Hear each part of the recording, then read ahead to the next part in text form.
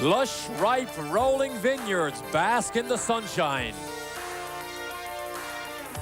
The very best of red wine to go with some of the finest French cuisine. And the wine that comes from the high-performance sports cars. These are the sights and sounds of the most famous 24-hour race in history.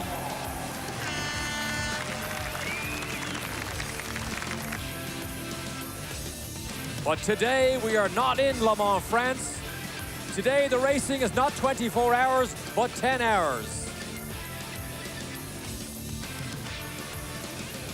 These are the red clay hills of Georgia, and we're at one of America's premier road courses, which today has drawn racing superstars from all around the globe. Bienvenue à Road Atlanta pour la course Petit Le Mans. Merci beaucoup et j'espère que vous aurez beaucoup de plaisir. Bienvenue à Road Atlanta et bienvenue au Petit Le Mans. Welcome to the inaugural Petit Le Mans here at the new Road Atlanta.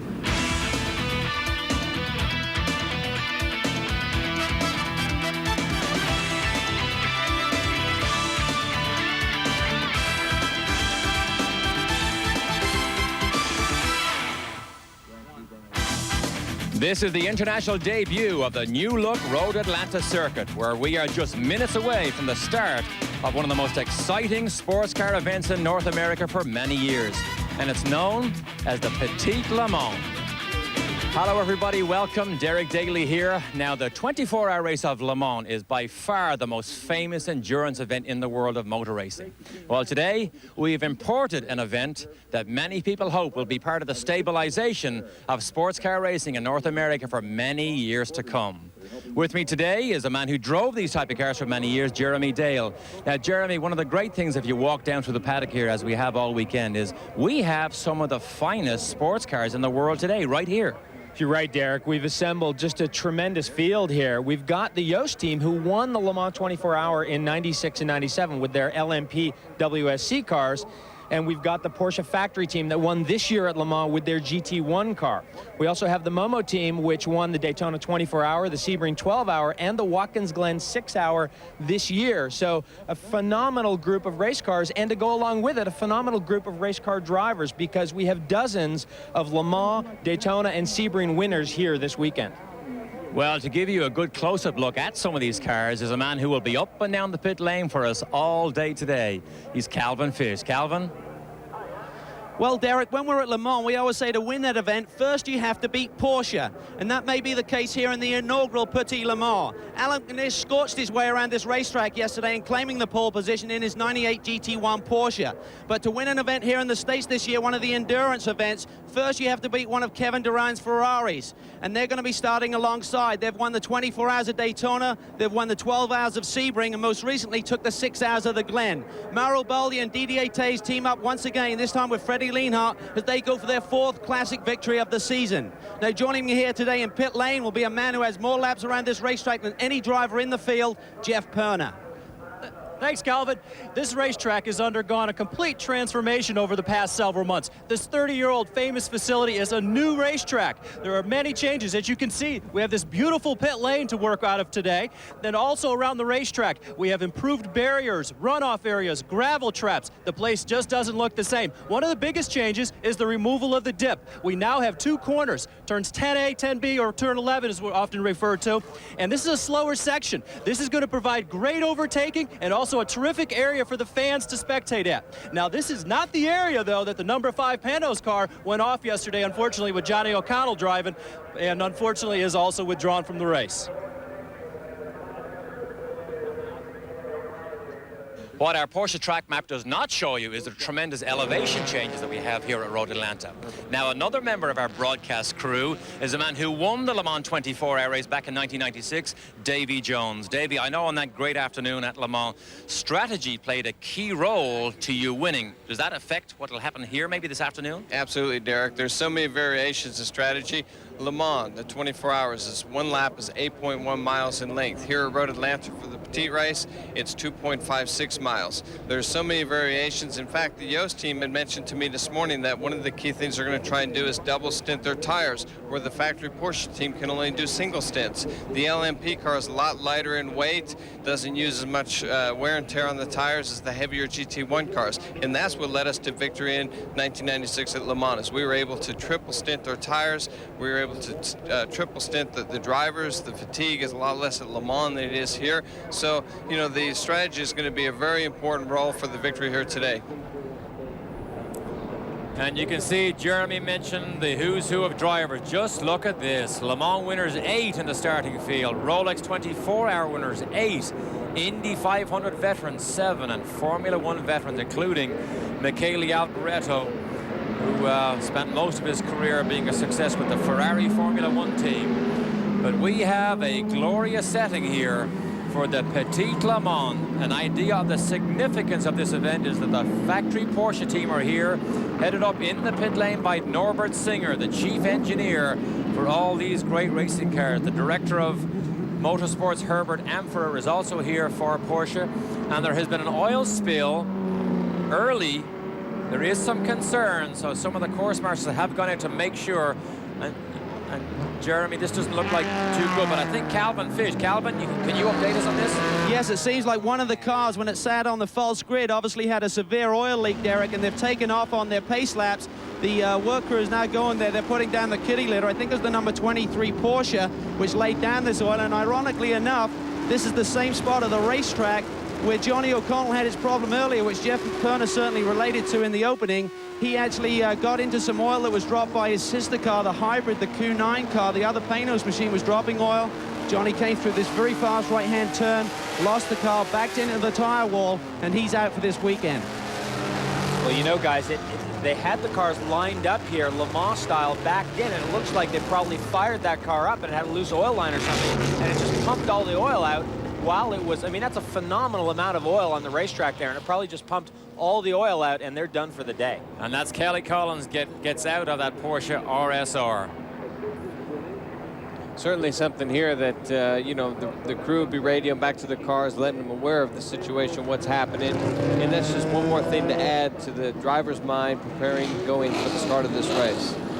So let's quickly go and look at our BMW starting grid. And look at this, Uwe Olsen, Yannick Dalmas, and Allan McNish, who put this car on the pole. It's the Porsche Factory GT1 car, sister car to the one they won the Le Mans 24-hour race in. Ferrari right behind. Third and fourth, Porsche and Ferrari again. The great names of sports car racing just littered all the way down through the field here. Move on down.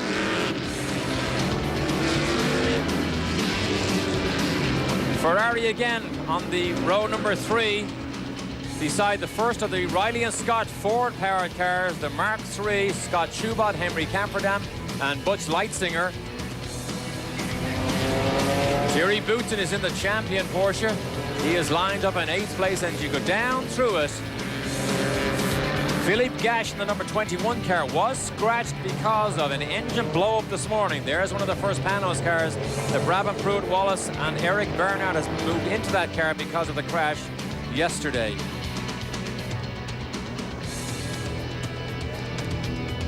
And you can see in 14th, that was the new Jim Downing car, the 4-rotor Mazda, as we move back here into the 9th and 10th rows. And this is where we get into the slower GT2 and GT3 cars. But what a fight we have here, again, all season long between BMW and Porsche. The Constructors' Championship has not been decided yet in GT3. We'll update you on that later on, but you look down through the field, Jeremy, you have to say this is probably the most ideal weather conditions here at Road Atlanta today. Just not too hot, but glorious sunshine. It is just perfect. I mean, it's just a beautiful day for racing. It's not too hot, it's not too breezy, and the racetrack's in great shape. Now we have lots of onboard cameras for you this weekend also. This is the number 6 BMW. Bentley, Besnard from Australia, Jeff Schaefer, and Dennis Law. The number 10 BMW, We'll also carry one of our onboard cameras. This is Bill Oberlin. He is the fastest of the BMW drivers. Mark Simo and Andy Pilgrim are also scheduled to run in this car, the number 38 GT1 Porsche. This is the Terry Boutsen car. This is the car that Terry Boutsen won the US RRC Championship with this year. The largest Porsche seller in the world is Champion Porsche. Then we have one of the Ferraris. This is Wayne Taylor's car, the number 7 Ferrari. And you have to hear this, and during the course of the afternoon we will go on board and let you listen to the screams of this Ferrari V12 engine. We also have Didier Thays in another Ferrari. This is the number 27 car. This is run by Kevin Dorn. You're familiar with him from the Momo Porsche and the success they have had. And right up ahead of Didier Thays, you will see the number 26 Porsche. This is the man on the pole. This is the factory Porsche here that everybody will chase. And remember, in long-distance races, as Calvin Fish told us at the top of the show, to win, you have to beat the might of Porsche. And the might of Porsche are here with the factory car, Allan McNish. This is also the FIA GT car that has gone so well today, ran so well at Suzuka. The clock will start.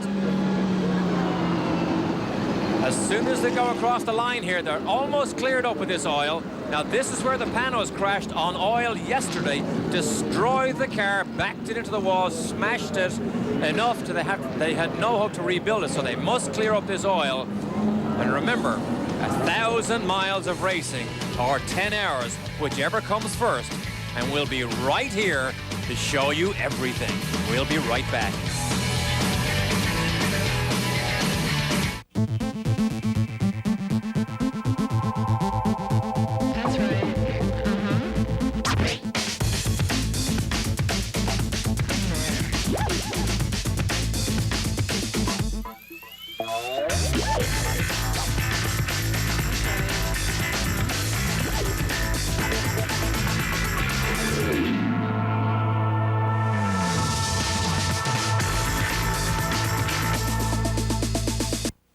Nobody in this house ever gets diarrhea. Is my stomach okay? Or nausea. I was sick to my stomach. Or even indigestion. Oh, my stomach. But for all those stomach problems, I'm ready with Pepto-Bismol. It's a whole first aid kit for stomachs. As it coats, Pepto relieves most any stomach problem.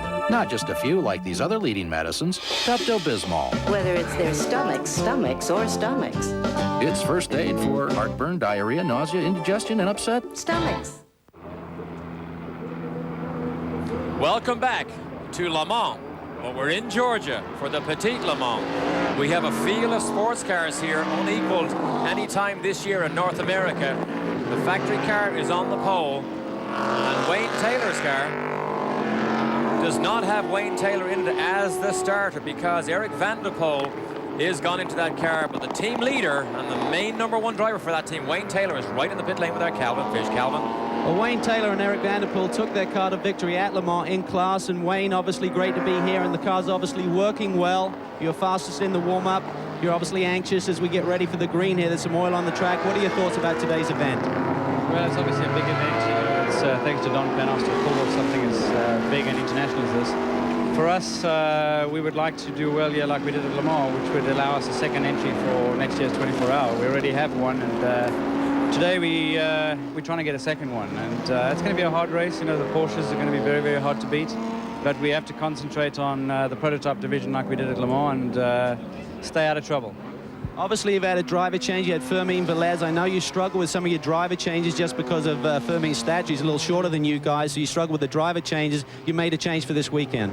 Yeah, in fact, it's quite nice for me to have a driver that's smaller than me, but this is not a track that Fermin really likes, and we brought Emmanuel Collard in, who's just won 6 races in a row for Ferrari in Europe, and we wanted to really be strong here, very consistent, because I think that's what's going to be the key at the end of the race. Well, obviously, they're going to give that Kevin Durand Ferrari a run for its money here today. Now, let me give you a technical update. The pole position car ran here with a gearbox that they normally use in the shorter FIA GT races.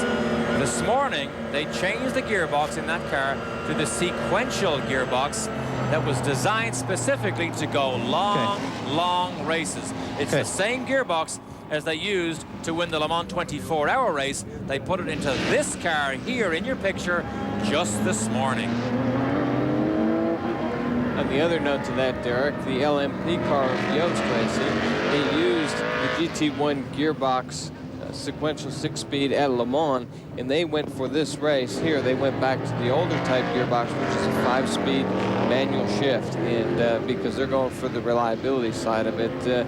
And they also said that they felt that the car would handle a lot better, you know, on this type of course, a 2.5-mile tighter, twistier course. Okay, what I can... car. Allan McNish is such a fan of Road Atlanta. He has been just telling everybody that asked the question, what do you think of Road Atlanta? He loves the place. He said he has seldom driven on a track with attitude like he sees here at Road Atlanta. And of course, he did a test session here last Monday. And he said after 40 laps, he still had a lot to learn about Road Atlanta. Well, have you ever met a driver that didn't like Road Atlanta? Well, I mean, exactly. It is completely a driver's racetrack, and I think that that's the great part about having this race at this racetrack. It is a real driver's racetrack. But having said that, it is not a racetrack that is well suited to big speed differentials. And we have that here today with these super quick GT1 and LMP cars and the slower GT3 cars. And with all the elevation change that you were talking about in the opening, that could be a big factor, especially the traffic. Davey, something we discussed earlier was when you won Le Mans in 1996, there were, what, 48 cars started? That's correct. So on a per mile basis, there are more cars here at Road Atlanta than ever started the Le Mans 24-hour race. So traffic will probably, Davey, be a huge problem, particularly not just for the slow guys to stay out of the way, but the quick guys to have confidence to slice by somebody. It really would, Derek. You know, as a driver, you want to get into the race rhythm. You want to get into the rhythm. You want to maintain a consistent lap time. And with a slower car, when all of a sudden you have to go through a series of S's and you get held up, and the second place car, the car behind you, catches right in on you drastically, it really, you know, really sets the tone for the race and where you're at. And I think that's where some of these LMP cars could have an advantage here, is in traffic, because they are more nimble and they handle a little bit better than the GT1 cars. So they could have a significant advantage in traffic. And they're so much lighter in weight. Okay, boys, get set. Get set. Here's the new turn 10. This is where the famous dip was removed. The new turn 10, which is a left and then a right-hand corner. You go up the hill, huge elevation change, over the bridge, down, plunge down to a last right-hander. And then the mayor of Le Mans, France, is here to wave the flag.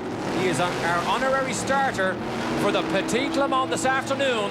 So stand back and watch the world's greatest sports cars go at it. There's the flag.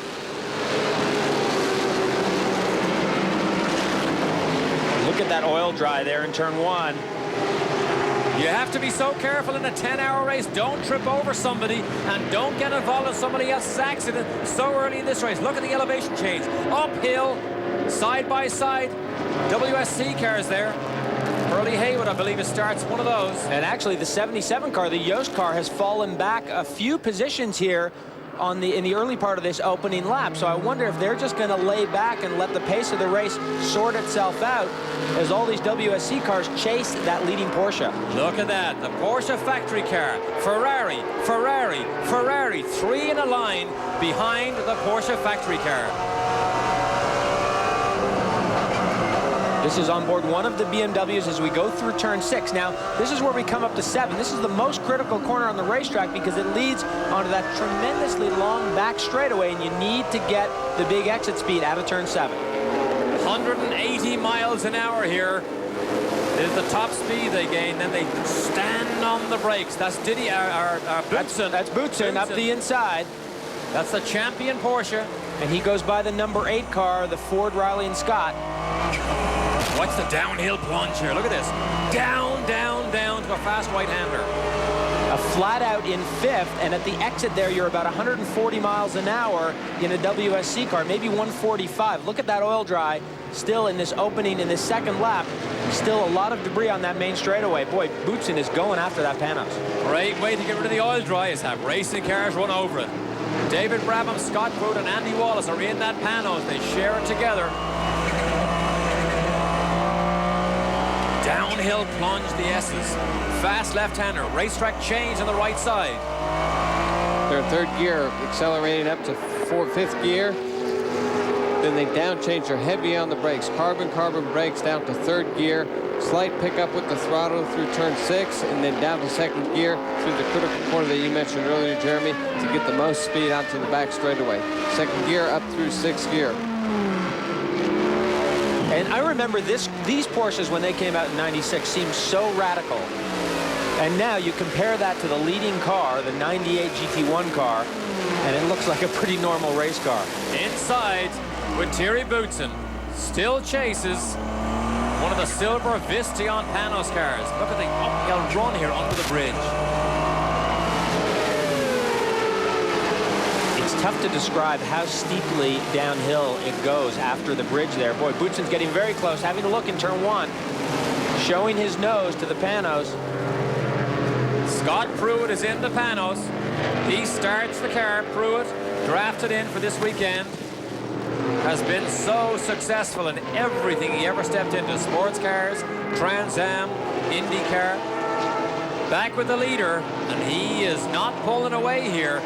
He is not running away with us. This is good, though. He's in control. But Didier Thays is right there in the Ferrari.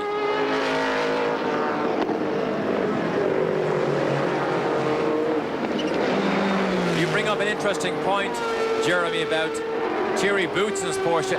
Looks so radical. Then, of course, the factory brought out this car here, which for all intents and purposes just, I mean, the epitome of a racing sports car. Watch the gear change there on the dash. Right in the middle of his dash is his gear indicator. He's in third right now. Watch him go down the hill. Look at this. Down the hill, plunges down.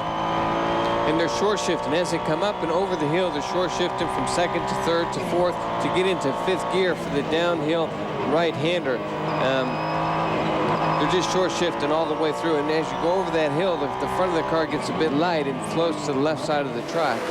Calvin Fish in the pit lane has had a good close-up look at these cars all weekend. Calvin? Well, Derek, just really talking about the evolution of the GT cars. I mean, McNish's car is the latest '98 Porsche, and in comparison with the '97 car that Boutsen qualified, 2.5 seconds difference in lap time, so that may be an effect throughout the race. Obviously, McNish is out front right now, but we have a very experienced lineup there with Boutsen team with Bob Wallach. They both came so close to victory at the 24-hour Le Mans this year, and their team with Ralph Kellners, the German.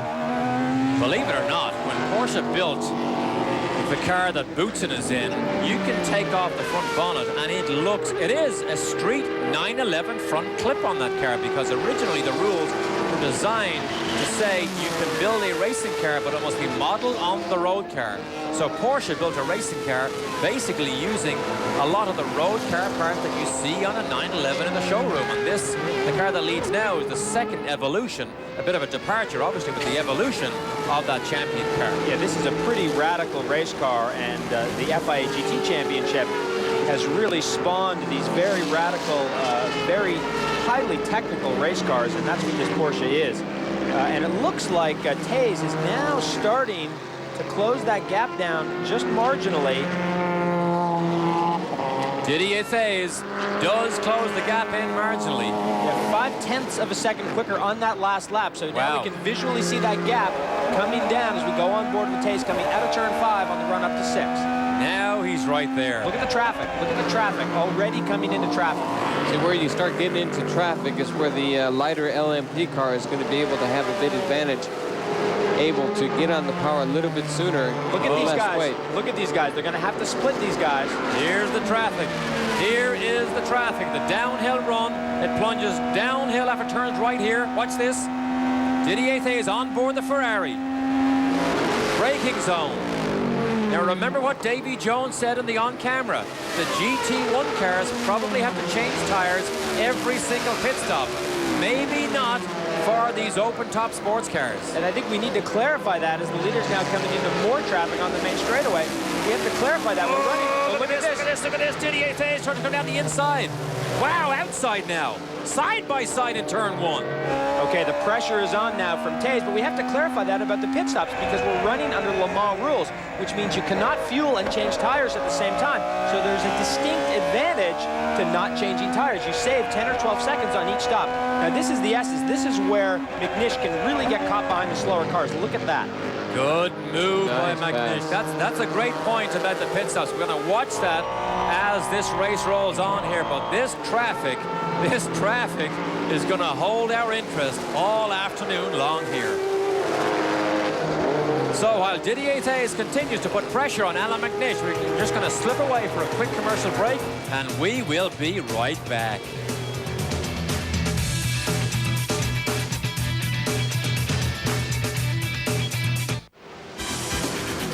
The premier Petit Le Mans on Speed Vision is being brought to you by BMW, the ultimate driving machine. Let's go straight to Calvin. Calvin? Problems for the 38 machine of Terry Boutsen. They had to bring him in. He was overheating. They really had to blow out the radiators, Derek. They had a lot of that quick dry actually had been ingested into the front end of the car, and obviously under these ACO rules, no fueling could take place. So right now the crew went to work, and they're just going to give it a quick splash here, top him up, and he's back out of here without a tire change. There is Terry Boutsen, drove for the factory Porsche team 2 years ago at Le Mans.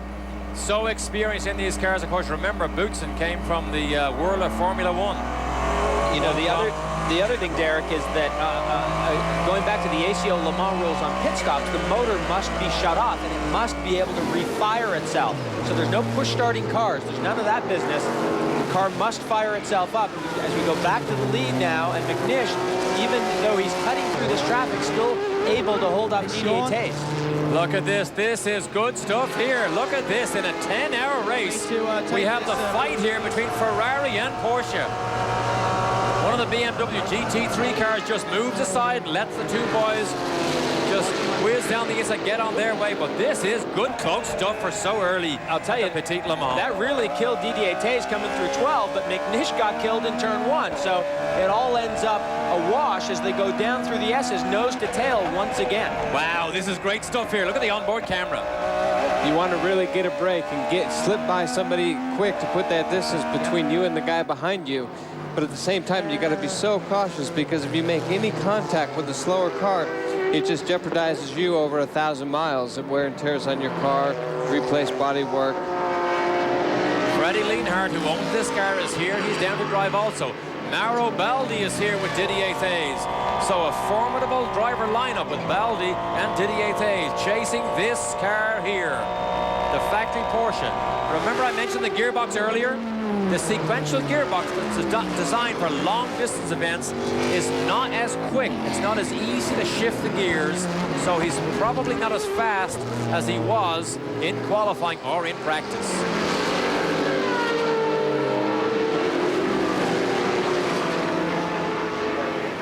Now coming up to put a lap on the first of the WSC cars. So this is one of the quicker cars, able to scoot up. And actually, that's a new piece of pavement. That's the new pit out there. A year ago, that piece of pavement wasn't even there. That would have been a much more difficult pass not that long ago.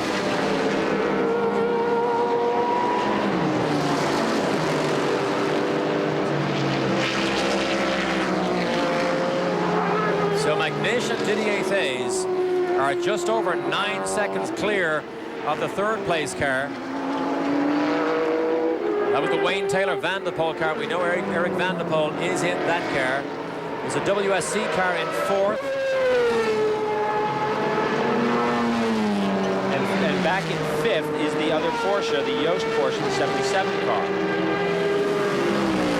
77 car. That is the one that we will watch really carefully. That's the one that Davy Jones drove to victory just 2 years ago. Then it won the following year also.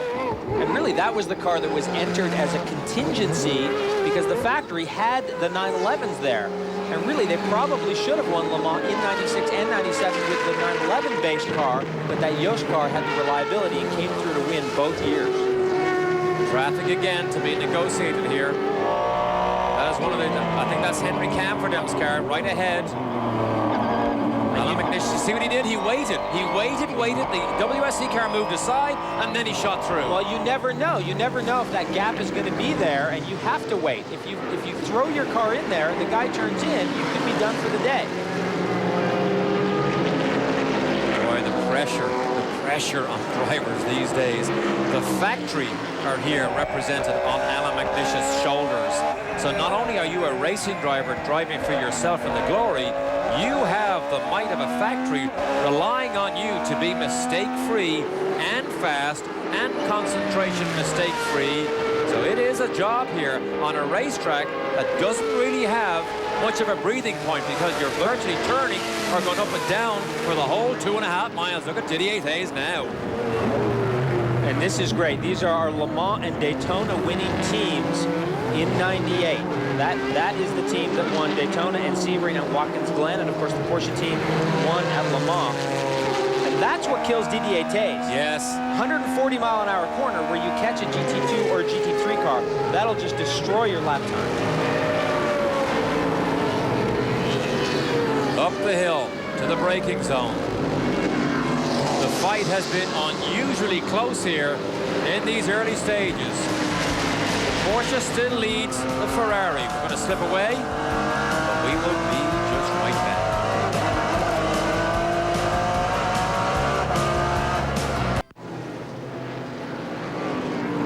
Live coming up next, 1:30 p.m. Eastern Time. Join Greg Creamer, David Hobbs, Dorsey Schrader, John Bisignano, and Bob Gerald at the SCCA Runoffs live from Mid-Ohio. Comes up next, right after the Petit Le Mans. And the fight still runs on here. Davey, I think it'll be interesting to seeing how hard Didier Hayes is chasing the Porsche here. You think, can he run double stints and not change the tires after this first stint? Well, we'll have to wait and see, Derek. Yes. I mean, you have different tire manufacturers. It's a big tire war here between Pirelli, Michelin, Goodyear.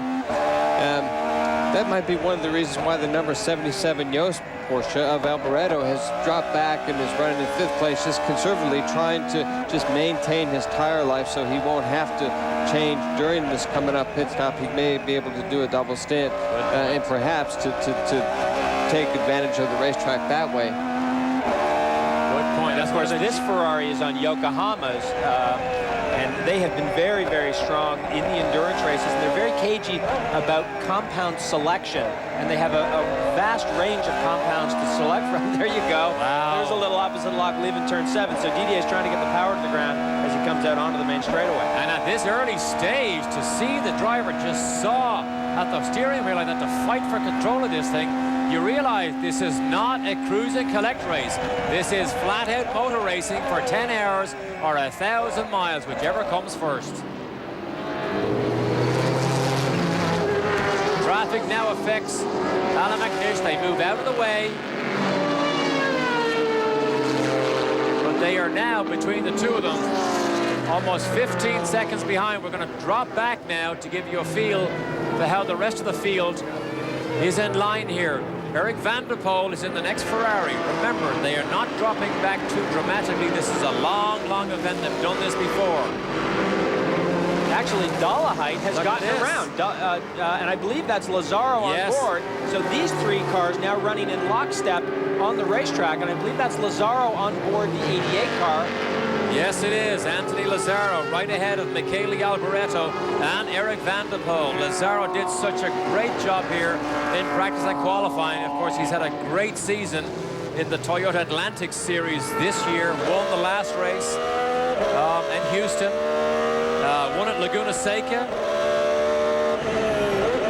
I think he won at least 3 this weekend in the MCI Toyota Atlantic team. But doing a great job here. Look at this, ahead of much more experience with Eric van der Poel. Well, and that was van der Poel, a carbon copy of the Didier Hayes opposite lock there coming out of turn 7.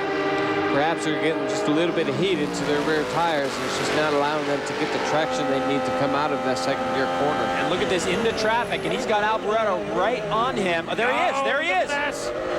You're on board as he tries to slide down the inside of one of the GT3 BMWs, and Alboreto sees what's going on, and he comes down the inside himself.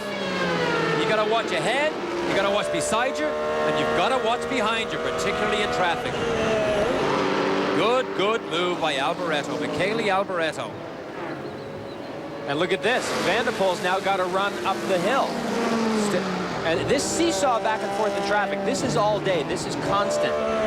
This will never, you know, here's a replay of this. Here's a replay of this pass as they come into traffic. Look at Alboreto just stuffing it up the inside, making it 3 wide into turn 10. And there's the BMW. Look, so it's 3 wide. 3 wide. Alboreto kicks the car over the top of the curbs.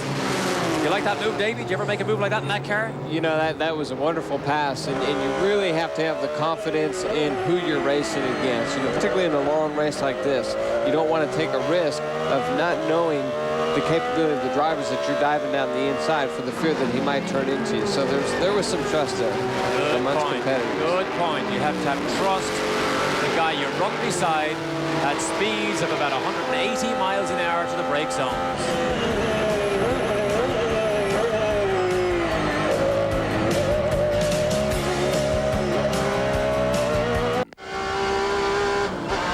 Tonight at 9 p.m. Eastern Time, join Gary Lee, Shane Donnelly, and Vince Welch to see who will sit on the pole for the Indy Racing League finale from Las Vegas Motor Speedway. Tonight, 9 p.m. Eastern, live on Speed Vision. Down through turn 10 on board with the number 6 BMW driven by Ross Bentley, but here's the battle. It still rages here. Lazzaro in the Ferrari still heads off Michele Alboreto in the Jost Porsche.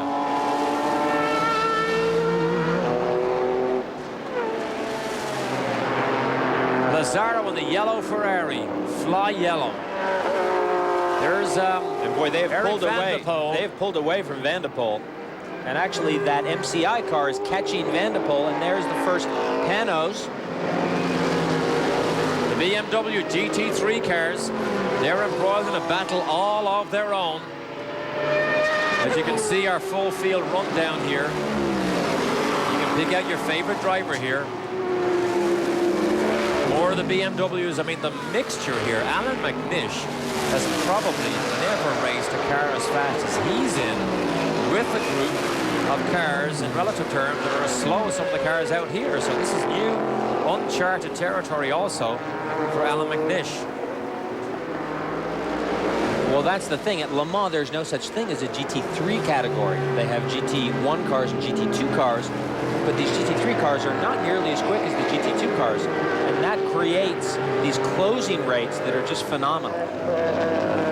Plus at Le Mans, you have such longer straightaways, more time to relax, more time. You know, in fact, the slower cars at Le Mans really stay to the one side of the circuit to let the faster cars go by.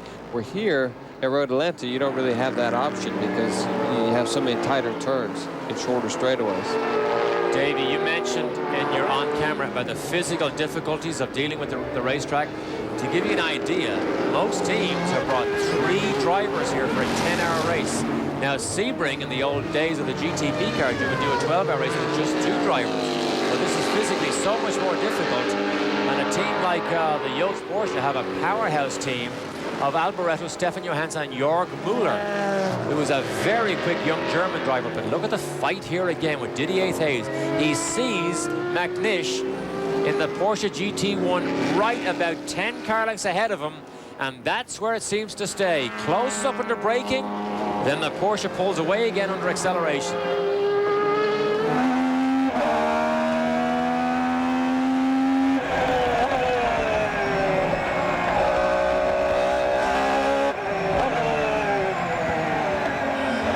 Right behind them, here's the run down the straight. Oh, look at the Porsche pull away under power. Under power, that second, third gear turbocharged boost of power just gives McNish the nice cushion and breathing space. And then Didier Hayes closes up in the braking zone.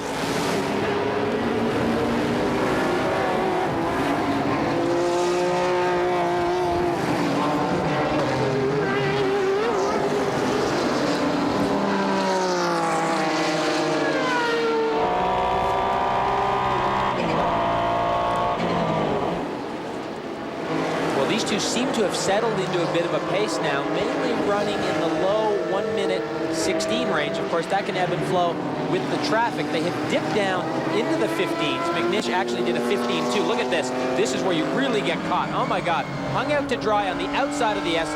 That was Ross Bentley in the BMW on the right-hand side. Oh, squeeze. He didn't make it. He didn't make it at the apex. Didier Thays will be right behind him. Where is Didier Thays? Where is he? This is the kind of situation where you expect him to come streaking by. Right there. Right there. Tucked up right behind the rear wing. Now we hear from the pit lane that the factory Porsche team will only change 2 left side tires in this first pit stop. So they realize the challenge from these WSC cars could be mighty. So they'll just change 2 left side tires on Allan McNish's car.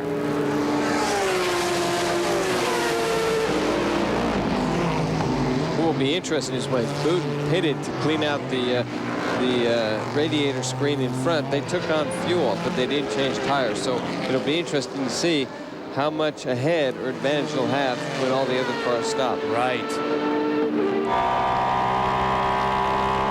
On board with McNish. I love turn 1.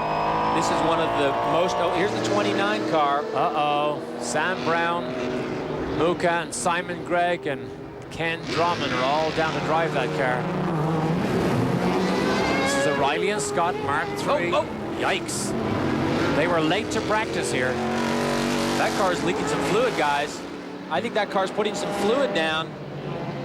Maybe. Did you see that? Did you see that? Maybe that was just because it was sitting there idling and overheated. Or was that the reason, Jeremy, that he went off the road? Maybe he went off on his own fluid. Turn 10. That was weird. Something blew out from that left front wheel as he jumped on the brakes. Is that fluid coming out the back? Yes, They're pouring out the absolutely. back. Absolutely, that is. That is a hot engine gasping for more cold fluid. The lone Vistion Panoz, David Brabham, Scott Pruitt, and Andy Wallace. Scott Pruitt is in this car. The sister car was destroyed in a huge crash. Believe it or not, we believe the reason the other car went off the road is because of oil dropped by the Panoz hybrid electro power regeneration machine. Is that what you call it? That sounded very technical. I just made that up. Yeah, we will talk about that hybrid car later. There are 2 Panoz in the race, but there's a very unique car, this hybrid car that is a V8 powered car, along with an electric motor and a battery as supplement power. We'll get to that because that's a very unique car. Watch the light on the dashboard as Allan McNish doesn't have to look at his rev counter. He sees the light. He knows that he needs to change gear. Right now he's in control.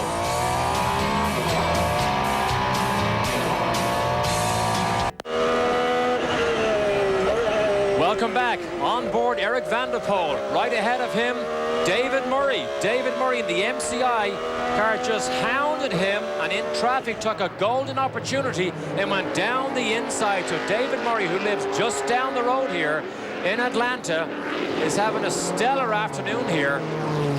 He's moved that car up into 4th position now. Good run here for David Murray.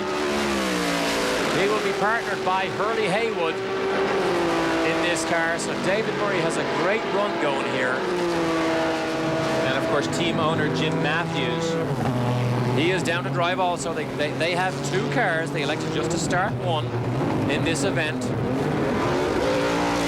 And this is the highest place at this moment. This is the highest placed Riley and Scott chassis car. We've got Porsche up front, and Ferrari and the Yost Porsche, and then this Riley and Scott.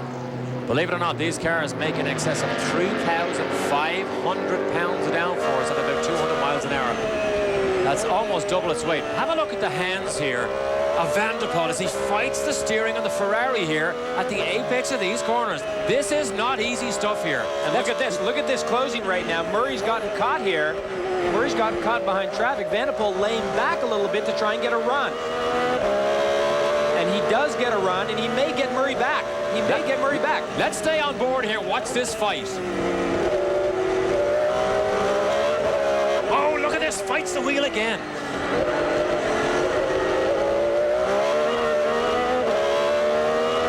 He watched Murray go over the curbs.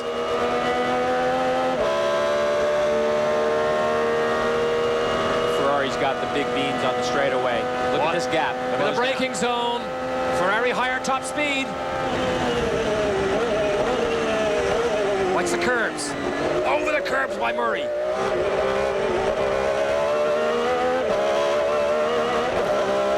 Great stuff here. Great onboard pictures. Look at his hands fight the wheel. Wow. Oh, Murray sticks wheels on the dirt. Wow, you think these long distance races, you take it easy? Have a look at this.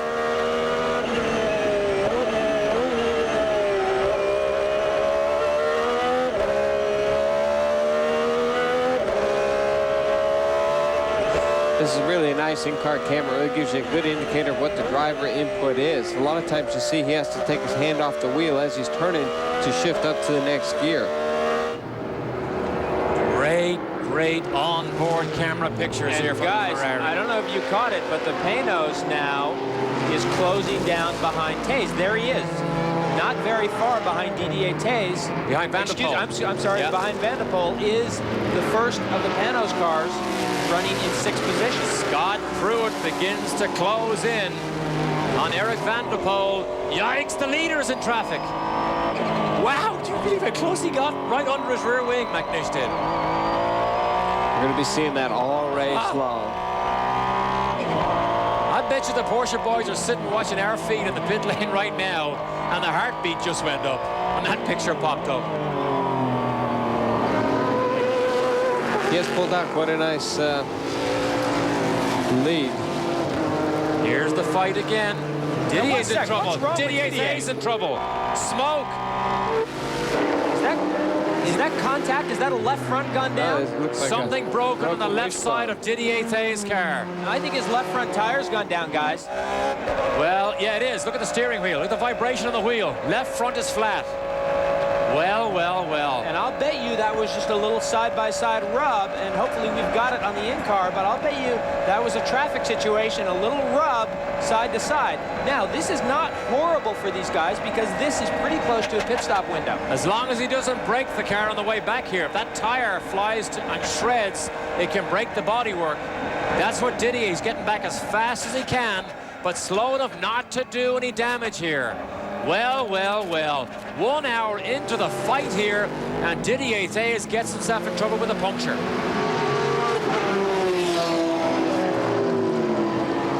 See that car ramming right on the front splitter. Yeah. So over the course of 10 hours, that could have quite a bit of wear and tear. And this is where it just requires tremendous patience as a driver to just drive that thing in slowly. And Jeff Perner is in the pit lane. He's in Didier's pit. He's going to bring the whole story to you. Jeff? Didier Tays coming down pit lane very slowly, as you can tell. The Kevin Doran team is ready to go for service here. He's had to take his time all the way around that track because of that flat tire. Hopefully it didn't do any damage there. The engine gets shut off. They had planned on just doing fuel on this stop. As Jeremy mentioned, they were going to come in a couple of laps anyways. Now they're going to go ahead and change tires, but they'll have to wait till that refueling is completed. Didier will be staying in the car for this stint as well. Le Mans pit stop rules. It takes a lot longer. You cannot work on this car till the fueler has finished and pulled away. Now you go to it. Guys, only 2 guns as well. You're not allowed 4 guns. Only 2 guns allowed. Frustration for Didier Thayes. What a great fight this has been, only to get a puncture. Now, this is not the end of the world for these guys. Didier brought the car in slowly. He probably didn't do any excessive damage to it.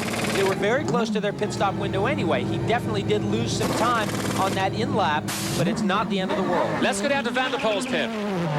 Okay, well, it looks like Wayne Taylor's about to fire up the number 7 machine. Eric was obviously struggling with tires. I spoke to Wayne before he got in the car. He said Eric had an understeer condition initially, and then it went to an all-round loss of grip. Remember, guys, we're going to get into the rules package a little bit later, but these guys are running 18-inch wheel and tire this weekend. A little bit different to what they've been running all season. Wayne Taylor takes over.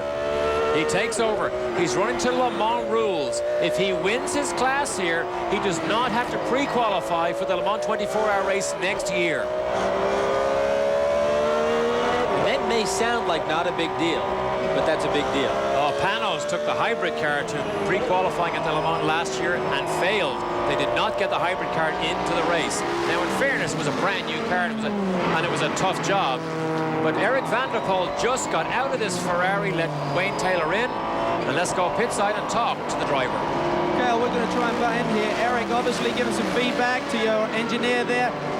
I spoke to Wayne. He said you struggled with an understeer condition and then a general lack of grip with that set of tires. Yes, because of course we qualified with these tires. Also, at the start there was a lot of sand and gravel on the track, and it really doesn't help.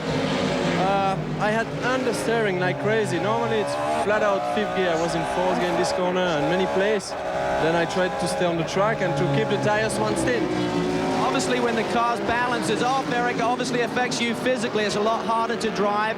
What is your strategy for today's race with the 3 drivers? Are you going to try and keep a fresh driver in the car with the pit stop strategy and try and get that done while the fuel goes in? Okay, we should do 2 stints with the same set of tires. And now the track is getting better. I'm sure it will be okay because we found a very good kind of tires for this condition. And I think it was really because the start on the gravel. And we should do 2 stints with the tires. Obviously, with the tires that you started on, you qualified on them, so you've given them quite a hard run there in qualifying. Have you changed the tire compound or just the same compound and fresh tires? No, it should be the right compound and fresh tires. But, you know, we know that we have 2 good laps. We didn't do a lot of laps yesterday, and should have good during the race. But we're going to see later if we must go in another compound. Looked like a great fight out there, though. Yeah, but not really when the car doesn't go well. It's not really, it's not very good to see all the car passing around you. Okay, he ought to be doing the same thing to them shortly. Also, this car here with Wayne Taylor are in the points battle for the WSC Championship in sports car, which Wayne is now currently 10 points behind Butch Lightsaber.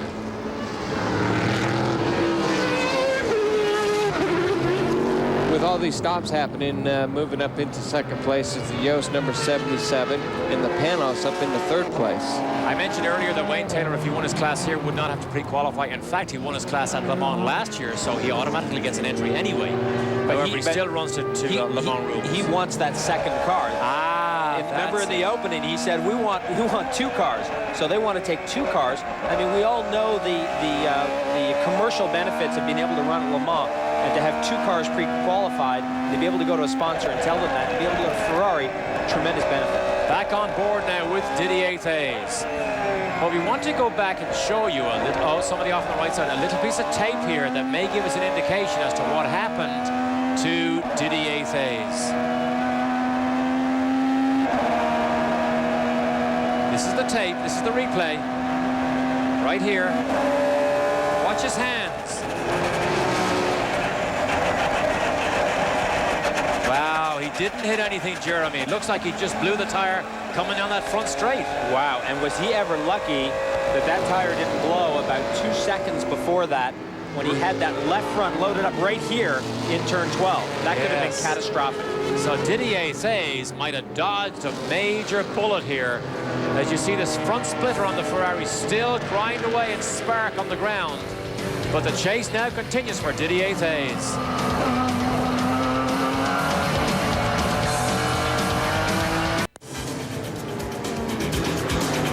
The premier Petit Le Mans on Speed Vision is being brought to you by Porsche, who wish to remind you there is no substitute.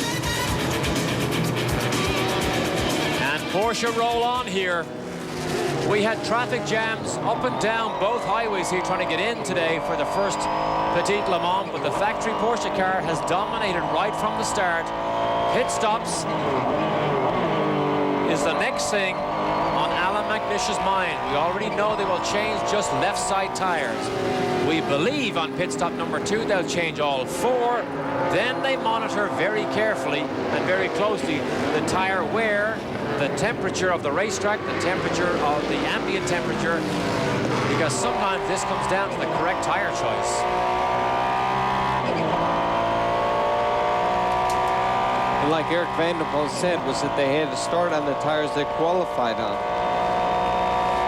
Good point, yes. That stops you using qualifying specials to get a grid position here. So they may have used a softer compound to get a quicker time that may not last as long for the start of the race.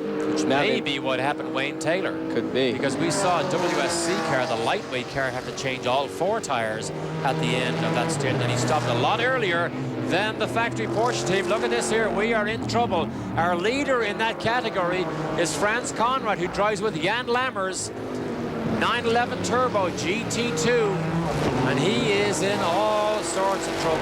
And again, so far, not a lot of damage done, and tremendous amount of restraint here to just drive that car in slowly, and he can have a good look at that rear tire through his outside mirror there, so he clearly knows what's going on. And you can see inside the car that the driver is undoing his seatbelts, preparing for a driver change here. To get Jan Lammers in the car. Lammers wants to come back and do a full season of racing next year, either in Europe or in America. But Franz Conrad has only 3 wheels on his wagon here as he slowly gets down without doing too much damage. And Jeff, you're down there?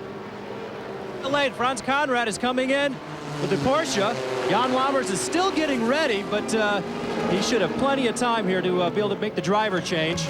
Crew goes over the wall, fuel going in. Now, one sec. Yeah, fuel going in. And again, some of these crews are not used to the Le Mans regulations. So that crewman started to go after that wheel. They called him off.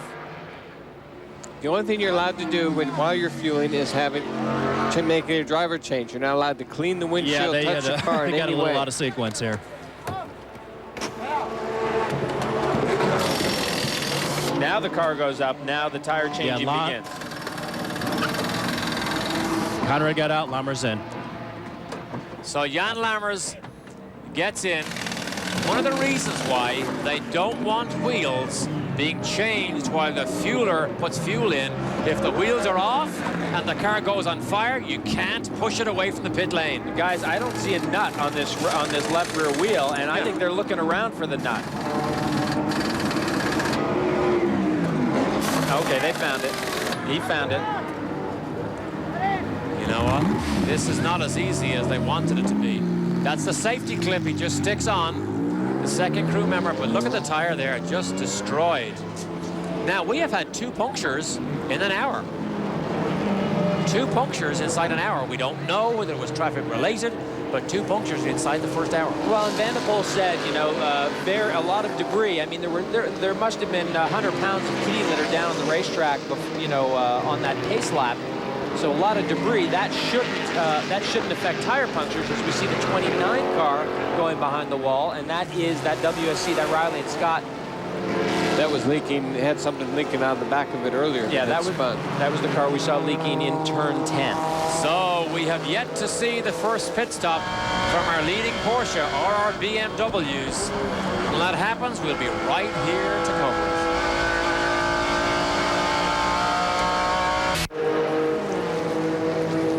We are back, and there is your leader. We expect him in the pit lane very shortly. We also expect the number 77 car, Michele Alboreto, who is driving that, to be in about the same time. And look at the light on the dash, guys. Strategy begins to unfold. Here he comes down the pit lane. That must be a fuel light on the dashboard there. A little chicane here as you enter the pit lane. Yannick Dalmas will take over from Allan McNish. This is the leader of the Petit Le Mans. He's got his hands on the button. That's the speed limiter. Calvin? Well, Allan McNish brought his car in, and unfortunately for him, the other Waltz Porsche, or the Yost Porsche, that I say, the number 77 LMP machine, was kind of in his way and made it a little bit awkward to get into his pit stall. You see the car kind of skewed right now, but it shouldn't be a problem for the crew to go will work. Once again, with these regulations, the fuel has to go in first. Meanwhile, the drivers can be completing their change. They're evaluating the tires. They're allowed to have a tire technician go down, look at the tires, touch the tires, probe the tires, but no actual work can take place. I spoke to Norbert Singer. He runs this operation for Porsche. He said we're anticipating changing the left side tires only, and then on the next stop going with a full 4 tire change. The fuel is in, driver change is complete, the rest of the crew goes to work. They're cleaning the windshield. They've got 2 guns on the left hand side. They're going to put a fresh set of left side tires on. They're complete, the car is down, now they fire up, and that looks like another routine Porsche, and actually it is not. As we speak, Yannick Dalmas is having problems firing up the car. Headlights come back on, and away he goes. They lost several seconds there as he wheel spins out of his pit box. And you saw the number 77 car right behind him, the LMP Porsche. That was not a battle for the lead. They came in a lap earlier earlier, so it was not a battle for the lead when they drove out ahead of the factory car. So the Panoz is our new leader, Scott Pruitt, who started the Visteon car, now takes the lead. And I think Didier Thays, is Didier Thays right behind him for position, or did he lose a lap? Well, the Panoz has yet to pit. The number 77 Yost Porsche did not take on new tires during their stop, and they did not change drivers. Alboreto stayed in. All they took on was fuel. So I bet when the Panoz pits and Didier Thays, which pitted earlier and took on fuel while they changed the tire, when they pit, it'll put the number 77 Yost up into the lead. Good point, good point. Scott Pruitt hangs on ahead of the Ferrari. He has not made his pit stop. He is now. He peels it off down to the inside. This Panoz car, when it first ran, was so warm inside. The drivers had trouble doing double stints in this. So we're going to see the Scott Pruitt stay in this GT1 car. No, he's not. No, he's not. There's a driver change. So this is looking like a 4-tire stop for the Panoz team.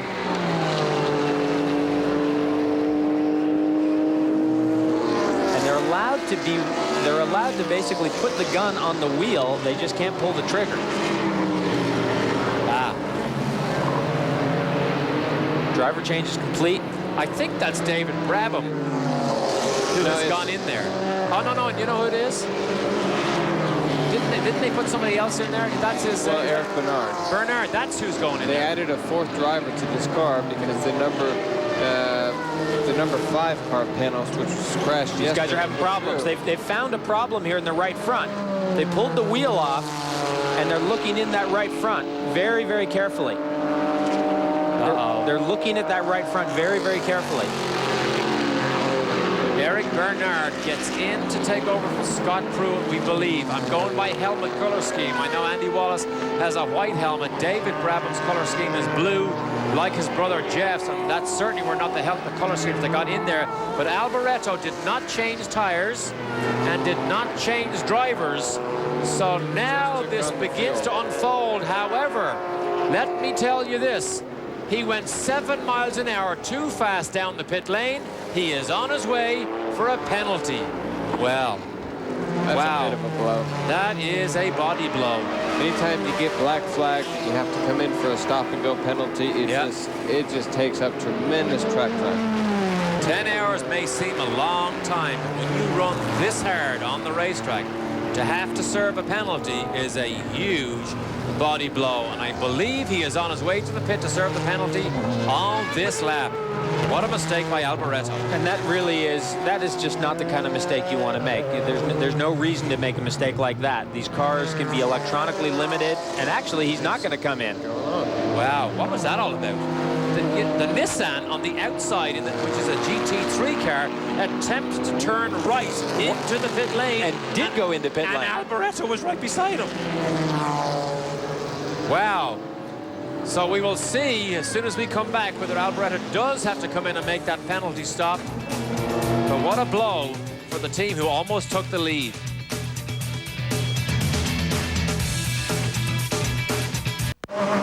Michele Alboreto takes off from his pit box after a stop and go. He tried to come in the previous lap, but he missed the pit entrance. Obviously costly time out on the racetrack. I tried to get hold of Reinhold Joost. This team is so professional, and they know to win these events, you have to keep the car on the racetrack. And this was basically a situation with driver error. They said he was about 7 miles an hour over the pit lane speed limit, and that's going to be a very costly factor in this race. And for those of you familiar with sports car racing, you can't help but recognize the name of Reinhold Joost, and he is here. He is in the pit lane, has been in here all weekend long watching over this car. But look at the traffic jam here. Well, and this is with the leader. With the leader. We're on board with the leader, who's going to now put the 77 car down a lap if the 77 car doesn't start hustling.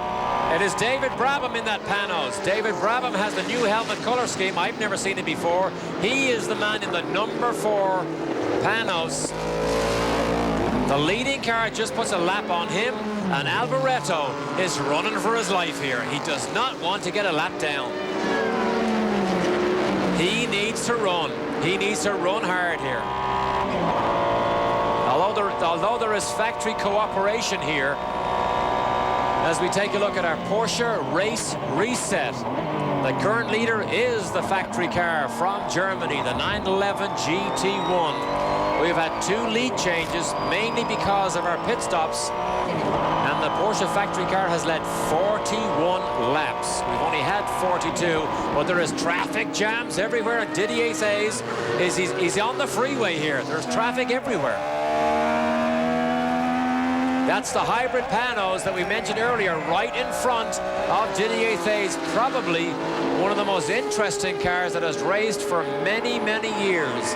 Because the hybrid Panoz that you're watching here, right ahead of Didier Thay's, also has an electric motor that runs parallel to the drive shaft, and there is power regeneration, particularly under braking, and they charge batteries that produces more power. Right now, he's charging his battery. Charges the batteries, which then turns into power as much as 90 horsepower in addition to the power of the engine, and makes this car faster.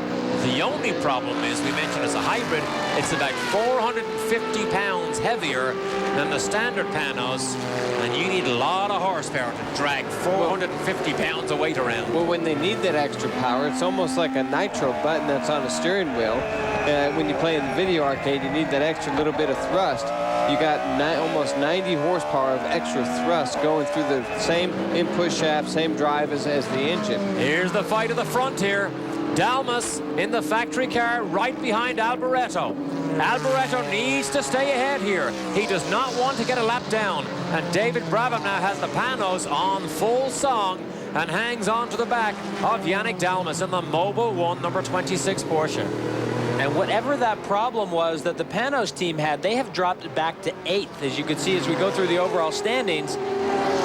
So Brabham now is going to have to pedal that car, and he is down a lap. He would love to get that lap back. And of course, as you said, Derek, Alboreto does not want to go down a lap, and he seems to be able to hang in front of the 26 car for now. That's what he needs. That's what he needs. And I doubt if Dalmas will take a big risk and try and force the issue if he cannot get by with ease by Michele Alboreto. And Dalmas is on relatively new tires compared to Alboreto and the Yost. That's right. Second step. So towards the end of this stint, as they lap one of the GT1 BMWs down the inside of the braking zone, Alboreto still hangs on ahead of the factory car. Plunge down the hill again for lap 44. 10 hours or 1,000 miles at the Petit Le Mans. And the factory Porsche controls it. Don't go away, and we won't either.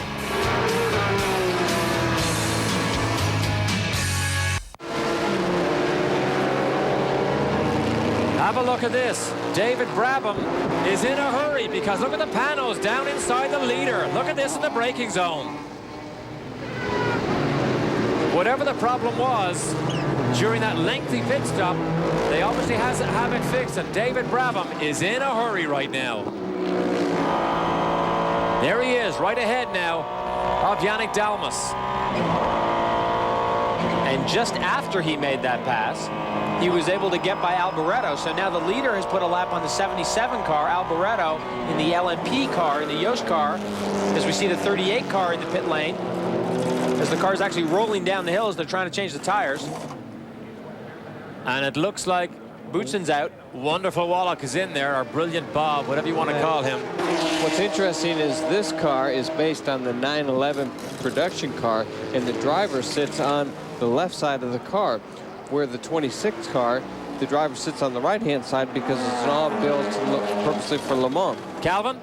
Yes, well, obviously a little bit of a problem there. Thierry got out of the car, Bob got in, but as he was attaching his belts, he obviously didn't realize that the car had not been left in gear or whatever, what is normal, and the car was rolling forward as the crew were attempting to change the tires. They lost valuable seconds there. There does seem to be a delay here. They're really not getting the tire change done very effectively. They're looking at the front end of the car right now, and this is not a good pit stop for this team. This team had a lot of success here over in GT1 as they're really taking the battle to those dominant Panoz cars. And further down pit lane, Jeff Perner has a further story. Yes, the Dolhai Racing Ferrari is in the pits. They are making their driver change and fueling and waiting patiently for that tire change. Fuel's still going in, Here we go now with a tire change happening rapidly. Mike Davies is getting in, Anthony Lazzaro getting out. They've been running as high as second place. Good run here for the Dolhai Racing team. That's a slow driver change, Derek. They're going to be done with the tires before they're done with the driver change. Hope he jumps out.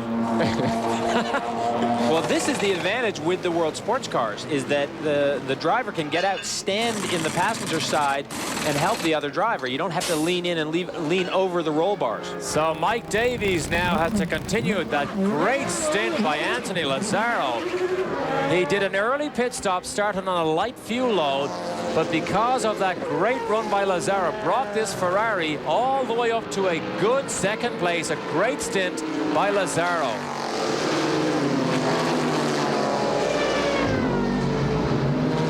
And guys, guess who is back up to second? It's the 27 car. Didier is back up into second place now that we've had all of these pit stops kind of settle in. And he's out of sync.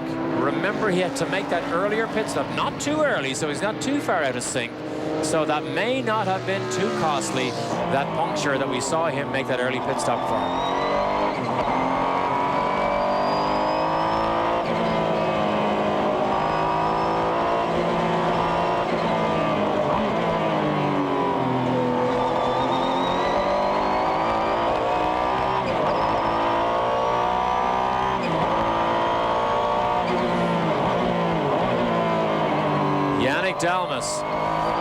Yannick Dalmas continues to lead here, but the man who just got out of the champion Porsche, very familiar to the American audience, Thierry Boutsen, is with Calvin. Well, Thierry, you're obviously trying to score another victory here at Road Atlanta this weekend, having scored victory earlier in the year. Tell us about the early pit stop. What caused that? Well, there was so much sand on the track that in the first two laps, I got the radiators of water radiator full of this stuff which was on the circuit. It blocked it, and the water temperature went high up. So I decided to come in, clean the radiator, go out again, but we lost a lot of time there. Obviously, you look like you've just been out for a Saturday afternoon drive, Thierry. Obviously, no sweat on your brow. These conditions, what do you think? When we look at Le Mans and we look at this type of track, how much more strain is put on the race car around this place? It's a very different track here from, I mean, Le Mans, you got a lot of straight, so that's very difficult for the engine, for the gearbox. Here, many corners, so it's much more difficult for the drivers. And the traffic makes it even worse, but I mean, it's fun too. It's very different, but it's fun. Obviously, you've got an experienced lineup here. We've got a long way to go. What is your strategy when you have an early pit stop? Do you just stick with your game plan, or do you change things at this point? Just keep cool and go as fast as possible. The main thing is to keep cool and go at our rhythm. The race is very long, so you never know what can happen. We've seen many surprises before.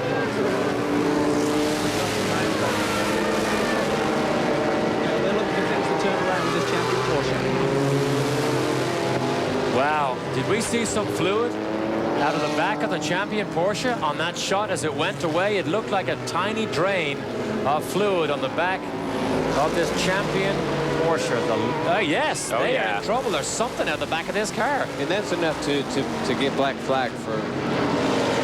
They may be back in the pit lane before too long here, because that did not look good. I wonder, is that because of the potential overheating that Thierry Boutsen just told us about, with the sand and gravel stuck on the radiators early in the race?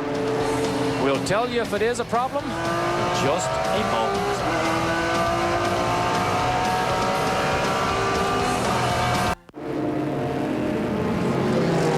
We are back at the red clay hills of Georgia. We are taking a real close look at Bob Wallach in the champion Porsche here, because we have seen a couple of telltale spurts of fluid out the back of this car, and we're a little concerned. There it is again as he comes onto the front straight. Calvin? Well, Derek, as I stand in the pit lane, actually what happened there when he came in on that pit stop, Thierry turned over to Bob Wallach. They pressurized the radiator system. Thierry said they did get close to overheating the engine. Do not feel they did any damage, but they tried to pressurize the system, get some water in there. They actually overflowed the system, and they created a big pool of water on pit lane. As he left the pit lane, you can see kind of a trail as he goes back onto the racetrack. They're hopeful that that's the only problem. They feel they have not damaged the engine, and they're hopeful that they're okay till the rest of the way. Well, it's still throwing the water out, Calvin. I know you don't have the monitors that we have here, but it is still throwing fluid out the back of the number 38, and that does not look good. That does not look good. One of the other problems, of course, this team is at is brilliant Bob Wallach has laryngitis, so he is really poor on the car radio because he just can't understand what he says. He said he feels fine, but he just can't talk. But have a look at the Ferrari here. This is one of the drives of the race so far with Anthony Lazzaro. Mike Davies is now in the car. They ran second when Lazzaro brought the car in. He made an early pit stop, but this is a great run from the AVE car, and that stands for Arterial Vascular Engineering. It sounds mechanical, but I believe it's something to do with your heart. Jeff, you're down there. Lazzaro had a great run in the Dolheit Racing Ferrari. Anthony, terrific run out there, up to second. Talk to us about that fuel situation, though. Well, unfortunately, I think we have a little bit of a pickup problem because the fuel counter wasn't all the way down low enough to have a problem with pickup, and we certainly did coming off the 12. We also got the 80-liter tank, and this event you're allowed to run 90, and that's going to require an extra stop as well. Well, it looks like some additional stops are going to be required down here in the Dolheit pit, but if they keep the speed up, it might not make that big a difference. Anthony Lazzaro, he has just done so well this season with his wins for Calwell's and that MCI Atlantic team, and now just did a great job here in that opening stint. And look fresh, very fresh. And that car, before we go off and look at this is Bill Oberlin, that car, that Dolheit car, is the car that won Sebring in '97. Oberlin is out. Bill Oberlin is out, and one of the that's Mark Simo gets in. Mark and Brian, his brother, is here. As Brian is not in this car. Andy Pilgrim is down to drive this car with Bill Oberlin. They have 3 cars here this weekend. Look at the smoke off the right front. Smoke off the right front. And that is most likely just brake smoke from the... and it looks like they were running in 13th place overall. That is pretty good. That's very good. And, of course, first in class, which is something that they are accustomed to. Change all the Yokohama boots. It is a real... these guys really have to adapt to the Le Mans rules on the pit stops. They're so... You know, their natural inclination is just to run out there and start busting wheels, and you can't do that. And so it takes a great deal of discipline to just ease back and wait for the fueling, wait for the call from the team to go ahead and change those tires. The dominant team here, BMW, in this GT3 category for most of the season. This has been a very successful effort. Didn't take them long to get that car fired up. What's nice about the Petit Le Mans is that a team that has never been to Le Mans really has a chance to practice and get used to the rule system. That's right. Before they go over this next year to compete. Well, and they're going to run next year. They're going to run Don Panoz new American Le Mans series, so they better get used to it, because if they're going to run that championship right here in North America next year, that will be the rules. Actually, we had a press conference here on Friday that announced a Le Mans series that may run next year on 3 different continents: Europe, Asia, and North America here. So Don Panoz's vision for sports car racing of the future may be taking shape here and taking root with this Petit Le Mans being the first event. Jeff, you got Bill Oberlin? That's right, Derek. Stand here with Billy Oberlin. Just got out of the number 10 BMW. Good run, Billy. How things looking so far? You guys look very strong from my point of view. Well, the car's running great. Cross my fingers. The team did an excellent pit stop. The Yokohama tires are flawless. We're on kind of a conservation mode now. Back it down. We pulled a good lead in the beginning, and we're just going to try to maintain for the next 9 hours. Excellent. Long way to go for BMW, but they're up front looking good. Good job there. Good job all season long by Bill Oberlin. Bill Oberlin is actually contracted to BMW factory in Germany. It's not just an American program he's involved in here. Of course, he has his hopes set on the World Sports Car or GTP car, whatever you call it. Well, he has been racing the Riley and Scott-based BMW V8 powered car in the European WSC Championship, and that car, actually 2 of those cars were slated to run here this weekend, but they decided to pull the entries, concentrate on the GT cars instead of the WSC cars, but those cars will test here early in the week, along with a new Lola sports car that is also here. So it's not a GTP car? It is not a GTP car. Not a Group C car. Do I give you an indication that sports car racing is a little confusing right now, but it may all be on a firm footing if this event goes down as well as it is so far. Don't go too far away, because we will be right back.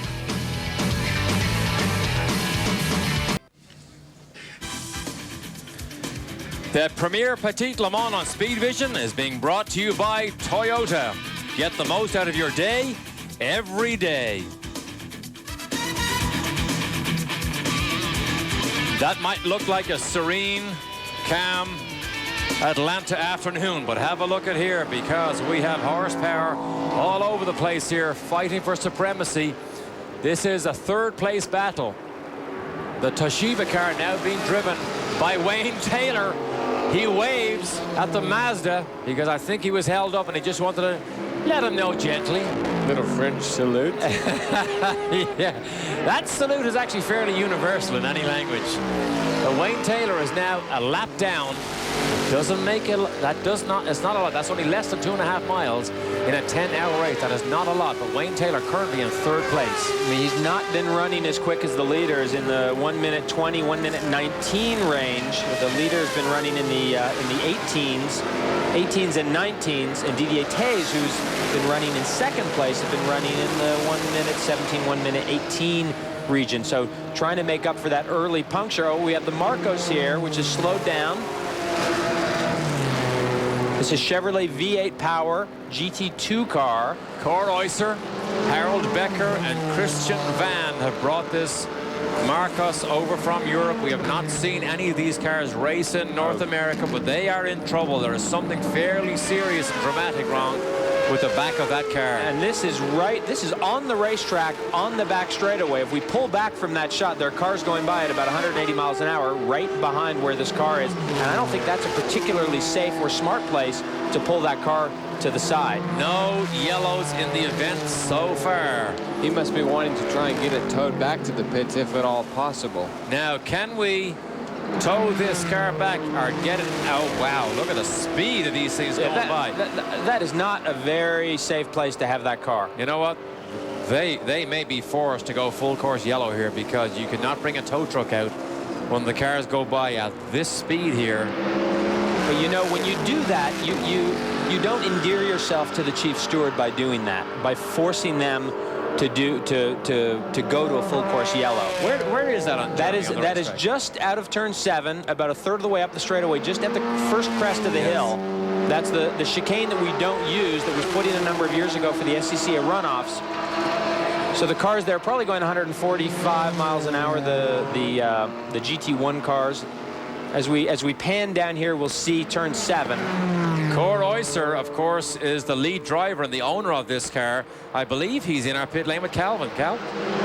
Cor, what seems to be the problem with the car out on the racetrack? Obviously, at start, you're going to try and address the situation. Do you know what is wrong? We don't know yet. We didn't get any information from the driver yet. The left rear started to smoke, so it can be a transaxle problem or a tire or a suspension. We don't know yet, so we try to discover what it is. Which driver is in the car right now? It's Harold Becker is in the car. And what is his mechanical ability if he has to get out of there and fix it, Claude? Basically 0. So you have a bit of a problem. I think so, but we're going to go out there and see if we can help him. We have an even bigger problem here. We have an even bigger problem here for Didier Taze, because the Ferrari is broken. Is this fuel, do you think? They were close to their window. We were expecting them in. Do you think they tried to stretch it just one lap too many, and now he has stopped on the racetrack? I sure hope not. Anthony Lazzaro just said in their Ferrari they have problem picking up the fuel. And this is not far from the pit lane. This is coming down into the dip, into the braking zone. Oh, no. This is not good for Didier Taze. Now, as a driver, you're allowed to work on the car yourself. You can get assistance from the crew, but you're not allowed to get any help whatsoever. I'm sorry. That's just out of turn 7. That's just before where the Marcos is. So that's not quite as close to pit lane as I had thought. See the yellow flag at the top of the picture? That tells everybody that you will come across an incident. Didier Taze is on the radio right now to Kevin Dorn. Wow, did this thing run out of fuel? Or did it break? It doesn't appear to be smoking. No. It doesn't appear to have any problems to it.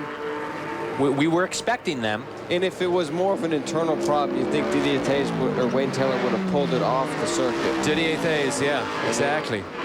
So, you know, stopping on the circuit like that appears to tell you that you want to get a toe in. What's wrong here, boys? Possible. The number 10 BMW is back in again. Bill Oberlin just got out of this car. Mark Simo got in, and now they're right back in again. There you go. That's a shredded left rear tire. That's the problem. Gee. A lot of tire. That is 3 shredded tires that we have seen so far.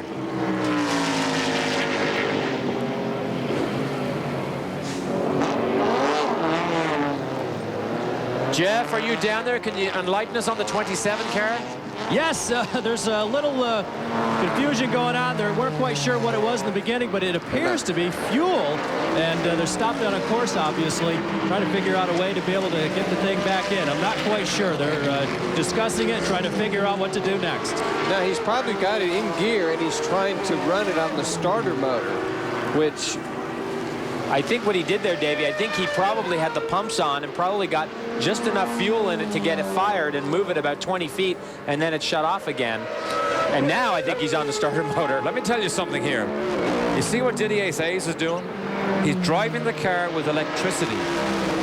When Klaus Ludwig did this at an endurance event in Europe, the idea was born to electrically power and assist the engine. And that was the seed that has grown into the Panoz hybrid car, to use electricity in addition to the engine to try and power a racing car.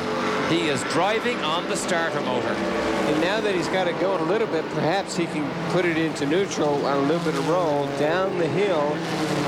He's not far from the dip on the downhill part. Yeah, but then once you go through turn 10 and 11, you got the uphill on the bridge. You got a pretty good climb there. There's one more good climb. Let me tell you, you're going to need more than a starter motor to get this thing up that big hill. But he's picked up some speed. Didier Thays had hauled himself up to 2nd place. The guy shortly here, he's going to have to drive out and around the Marcos, which is parked just up the road here. And you can see he's slower than jogging speed. That is one of the volunteer course marshals that we have here this weekend. Most of the flag marshals are volunteers. There's a long, long way to go here, and everybody needs a lot of assistance, particularly Didier Thays. So while he struggles to the pits, we'll slip away, but not for too long.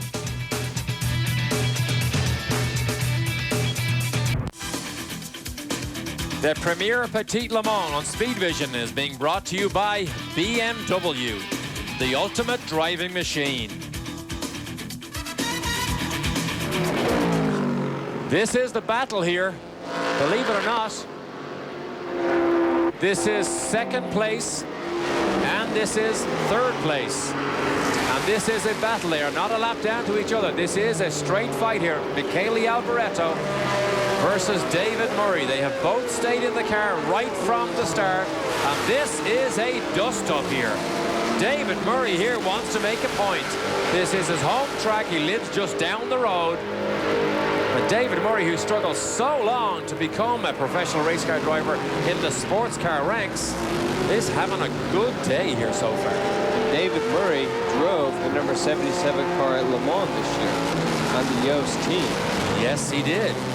Yes, he did. Look at this. This is not where Alboreto wants. He has a good run. This is how Murray got it done before. Oh, this is tricky when you try and sneak 2 cars down the inside. That's the Ford. That's the Riley and Scott car. Is that the 29 car back out? That's the sister car. That I believe was the 28 car. John Field, John Miro, and Joaquin De Soto, Jared Schroeder. Because the 29 of Sam Brown went back behind the wall. So Alboreto has his hands full here. Murray's got to run. The BMW is the sandwich. You have to just be so careful. You can't be too brave. We are less than 2 hours into this 10-hour event. 10 hours hours or 1,000 miles, whatever comes first. And right now, we're green all the way. If this thing goes green all the way, we will not get near 10 hours. We'll probably go 8.5 hours at most. Yeah, we've almost hit the 200-mile mark. As you see, Didier Tays, they're still out on the back straightaway, and that should be covered with a standing yellow as we do the WSC standings. We'll go down through the order here by class to give you a breakdown of that. But we're approaching the 200-mile mark, so almost a fifth of the way there, mileage-wise. And as they go down this front straight, our booth is off to the left-hand side of the driver right there. And I mentioned earlier that this is a lot of volunteer flagmen that come to events like this. And we got to know the workers outside turn 1. They are from the Black Hawk Valley, Northwest Indiana region, and the Chicago regions of the SCCA. And their passion is to come and work at sports car races from both sides of the pond. They love to go to Europe if they can, but essentially they are here to enjoy the international event here. Good work, fellas. Good work on those flag stations. Look at Murray gets Yikes. Murray gets pitched out. Now that is scary. That's the Conrad car, I believe, is it? And Jan Lammers. That is Lammers. Oh, yeah. He's not used to being overtaken by the bigger sports cars, because Lammers, of course, won the Le Mans 24-hour race for Jaguar back in 1988. Well, Murray was so closely tucked in behind Alboreto there that Lammers probably just didn't think there was another car there. Didn't expect another car. There is Didier Tays still trying to get back to pit lane. Jeff Perner can give us an update. Jeff. That's right. The Didier Tays car has obviously run out of fuel on the course. He tried for a while to get it back in on the starter, but then killed the battery. So what they're having to do now is to bring a battery out to him, install it, and try to get back again on that starter. The rules do not permit refueling on the course, so he is stuck with trying to get in that starter. And that's going to be difficult as he goes through the turn 10 section and up that hill. That's going to be an awfully strong starter. And Didier Tays is going to have to be the one to replace that starter. The crew. Wow. David Murray brings it in. This is a scheduled pit stop. He brings it in. This has been a great run by David Murray. It really has. Now he has partnered with Jim Matthews and Hurley Haywood.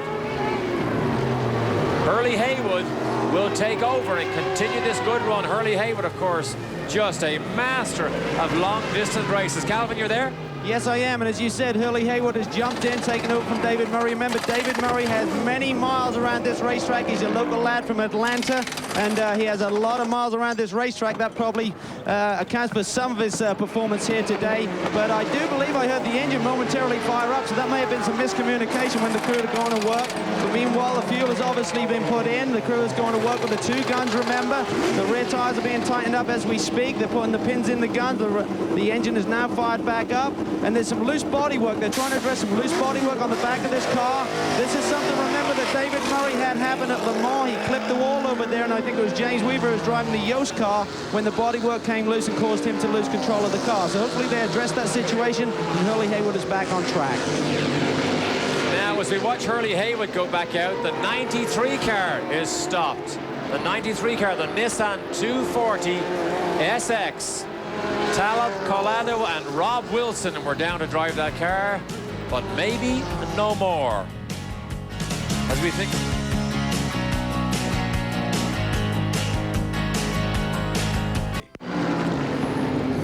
Have a look at this. Didier Tays just got out of the Ferrari, got the battery from his mechanics who were over the wall on the left-hand side, had to go back, load the thing in, and now he physically has to do it himself. They are the rules of Le Mans and have been for years. The only person allowed work on the racing car out on the track is the driver. He can be assisted from over the pit wall, but nobody can go to help him. What a tough day for Didier Tays. Not good. And, you know, I think they were trying to make up that time, and they're trying to stretch that last final lap. Yeah. And it is very costly. I mean, it's over. The race is over now. It's done. It's over. Done. You'll never make it that much time. But Didier Tays had to unbuckle his seatbelt, get out of the racing car. Wow, have a look at this here. Look. As soon as he knows the mechanics are there, Jeremy, have a look at this. Run to the wall. There's the mechanic. him the battery. That's the jump battery, actually, so he'll be able to just plug it in. That's not very light, by the way. Dave, you remember the days when we drove for Jaguar? We had sessions in the pits where the mechanics would show us how to do all these things, how to change electrical boxes, etc. So as in the event of something silly like this happening, you had half a chance to get the thing going again. Well, we always had... Hang on, let's listen to see can he just fire this thing up. Dead. He's not getting it. You know what? He's burned the starter out of it. That may be what happened. Well, they're done. Effectively, they're done. I remember once at Le Mans, Derek, when you were being told by the radio how to disassemble the back of the gearbox and change the selector fork to get the car back to the pits at the end of the Mulsanne. I know why you remember that. We were together in the fastest car in the race. You put the thing on the pole. At the end of your first stint, we were a minute and a half in the lead. And at the end of my double stint, we were almost 3 minutes in the lead, had the fastest car, and we had a dumb gear shifter break. Yeah. One of the great drives of this race so far has to be David Murray, and he is standing by with Calvin. There, and it looked like an exciting battle out there, David. Obviously chasing that Yost Porsche, the one that you drove at Le Mans this year. Yeah, it's nice to see it from inside the cockpit instead of behind it. Yeah, it was a great battle. Michele was running hard. The only way I could try to get around was I had to wait for traffic to get a break because he had a lot of straightaway, but I had a lot more handling. So it was difficult to make the pass. You had to wait to make your point. But I know there were a lot of times that I'd get beside him and I'd pass some other cars that would get me back up to him because having home track advantage does help.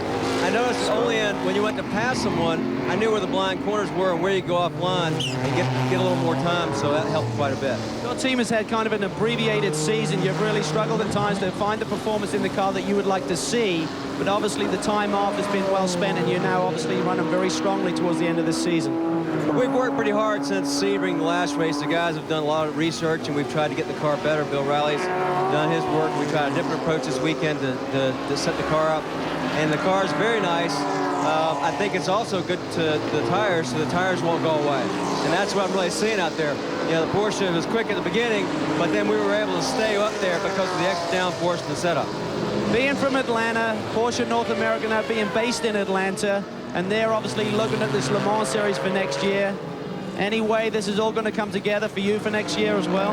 Well, you know, first we've got to decide what the series is going to do, and then I think they're going to announce, or they already have announced, the race schedule, and then Porsche has to decide whether they're going to run it, and then I've got to decide. So, no, they have to decide whether they'll have me.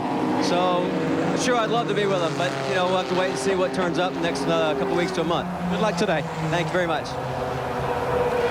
Get the headstone ready, boys, because you've seen the last of this car in serious contention. This is just way too much time gone by. Maybe they can drag this thing back off the racetrack. And remember, even over the wall, when it's outside the pit lane, the mechanics still cannot work on the car. They can help Didier, assist him, give him all the guidance possible, but they can't actually do it for him. He's now down the escape road, well off the racetrack. But Didier Thé's in a world of trouble here. Jeff, do you know any more? Well, unfortunately, it looks like they're going to call it quits here today in the Kevin Doran pits. I think they just figured they're so far down, there's no way to get that car back, and they're just packing it up and going home, unfortunately. Tough day. That was a tough day. Yeah, that was a shame. Didier Thé did such a great job with that car. Challenged the factory car right from the start, and then the whole thing turns to nothing. Gives him a head start at Homestead next weekend, preparing the car. So as Didier Thés prepares to call the travel agency, get an early flight home, we're going to slip away. We'll be right back.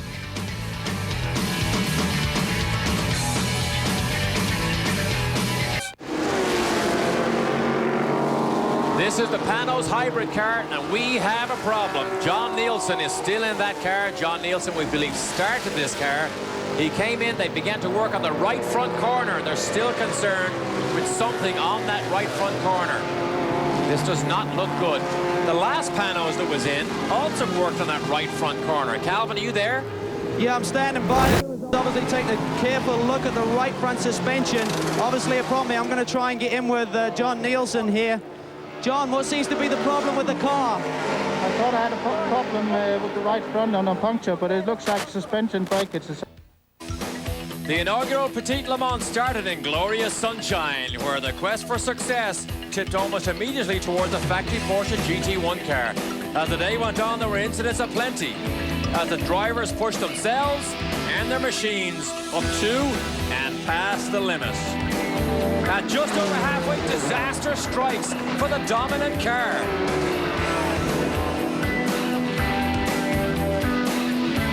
With Yannick Dalmas at the wheel of the leading Porsche GT1, it backflips into oblivion. But the driver walks away. Fatigue now plays a role, because the survivors head into the difficulty of the darkness. The outsiders enjoy the festivities, while some of the chariots survive the pounding. Well, we have survival of the fittest here at the premier Petit Le Mans from Road Atlanta, and the sunshine begins to creep down behind the trees and the shadows get long. We had more than 40,000 people in attendance here all day long, and we have seen a disaster befall the Porsche factory team with the backflip you just saw there, and the Panoz car, driven by David Brabham, Scott Pruitt, Andy Wallace and Eric Bernard, has suddenly come to the front. And these boys are noisy and they are fast, and here's the car in chase. This is the Wayne Taylor, Emmanuel Collard, who's in the car right now, and Eric Van der Poel, Ferrari 333 SP. They are less than one lap down, and Jeremy, we have watched this unfold, and this is a real fight. Well, everyone thought it was a walkaway. Everyone was thinking that Porsche's got 2 laps. What can happen? Everything is going perfectly, and then the last thing you would ever expect to happen, this unbelievable blowover that occurred right here on the back straightaway, took the leading Porsche out, and now we have a 3-way fight because the 77 car is also involved in this, and the 77 car was involved in the crash, as we'll see again. Have a look at this. An aeroplane takes off and disaster strikes. And he was tucked up in behind Michele Alboreto, who was in the 77 Yost Porsche, and he lost downforce on the nose of the car as the car was torquing. You can see it's under full acceleration here as he goes up over the crest of that hill, and there's absolutely nothing he can do. And you can see where the aerodynamics play a key role, because of the rear wing created lift enough to bring the back end right up over to get him back on level playing ground. Derek Daly, Jeremy Dale and Davy Jones here in the booth. This was an enormous development in this race. Took everybody by surprise. The Porsche factory team, everybody in the pits were absolutely in shock. The great thing about this is, as bad as this crash looked, Yannick Dalmas opened the door and walked out to a huge applause, and you can hear the crowd applause on the left-hand side because they saw this unfold right in front of them. But it was great to see Yannick Dalmas climb out uninjured. Calvin? Well, an update on Yannick Dalmas. We tried to speak to him. He was taken to the medical center. He was obviously in deep shock, Derek. They've got him over in the team motor bus right now. He's not talking to anyone, not even team members. He's still in severe shock. But the great thing is there do not seem to be any physical injuries to him right now, which is amazing when you look at the severity of that incident out on the track. So now Porsche's hopes obviously rest on the number 77 Yost Porsche. And they're running strong. They had some handling problems middle of the afternoon. They really couldn't do double stints on the tires. They seem to have addressed that situation. They're now running at a good pace, and they were really putting the pressure on Wayne Taylor a little earlier here, about an hour or so ago. So there's a real battle up front as they try and chase down that Panoz, which is running up front. And for an update on that, Jeff Perner is further down pit lane. That's right, Calvin. The number 4 Panoz is now in the lead. The unfortunate incident with the Porsche was obviously very dramatic. It's very fortunate that he did walk away unscathed. But, you know, sometimes, you know, one person's bad luck is another person's good luck. The Panoz entry just came into the pits and had a flawless stop with Andy Wallace getting out, Eric Bernard getting in, and we're with Tony Down now, and he's going to let us know a little bit about the strategy that's going to play out in the rest of the race. Well, it's actually very easy. It's just one big sprint. There's no strategy in that, Jeff. Well, what do you think about the Ferrari, the number 7 car? Do you think they have much for you? I don't know. I think we got them covered, but if we don't, then we don't. Well, they're pretty confident down here at the number 4 Panoz Vistion pit, and let's hope it stays that way. So far, it's been a great day.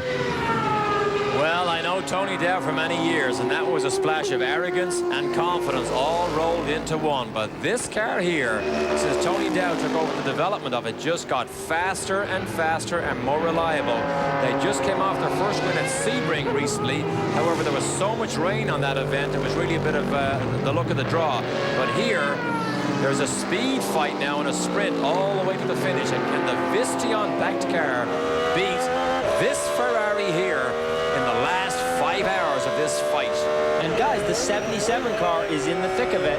We've got 3 cars here right in the thick of it because the 77 Jost Porsche had a tough time early on. They had a problem in pit lane as Collard almost taps that Mazda. They had a tough time with a speeding violation in pit lane. And, of course, as Calvin said, some issues with tire wear, not being able to double stint. But they're doing that now, and I think that's going to present a great advantage for them in the closing hours of this race. I said a 5-hour sprint. In fact, it is now less than a 3-hour sprint for Collard and his 2 teammates, Wayne Taylor and Eric Van der Poel, to try and mount a charge against the Panoz car that is designed and built just down the road here from Road Atlanta. We will follow the whole thing right to the end.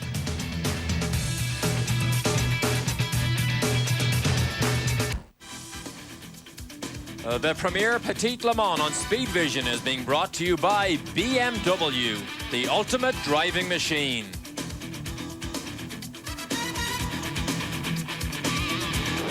As we take a look at the number 77 Porsche, the open-topped prototype that is now an LM car being driven in a double stint by Michele Alboreto. He started the car also. He is being joined in this event by Stefan Johansson and Jorg Mueller. They've all obviously been in the car that has gone well. Davey, this is the car that you drove to victory in 1976, but they've had niggly problems all day today. They certainly have, Derek. You know, initially in the beginning they had a pit speed violation, which caused them to come in and lose a little bit of ground. Their anticipation for the race strategy was that they were going to be able to do double stints on these tires where the other teams would only be able to do single stints. That didn't work out in their favor. They seem to be having handling problems, had to kind of change things on the car to get back to the point now to where I think they've got that under control and they're starting to do double stints with the tires, although we're hearing that they're having a little bit of a loose problem. They're starting to have oversteer. And we know that Jorg Mueller went out and came in very quickly. There's something hanging off the back of that car too, but Mueller went out, thought he had a puncture, but in fact it was pickup on the tires, and that cost him time also. Well, guys, the last lap when this car went up out of turn 1 and up towards turn 3, I saw the brake lights come on, and then the brake lights went off.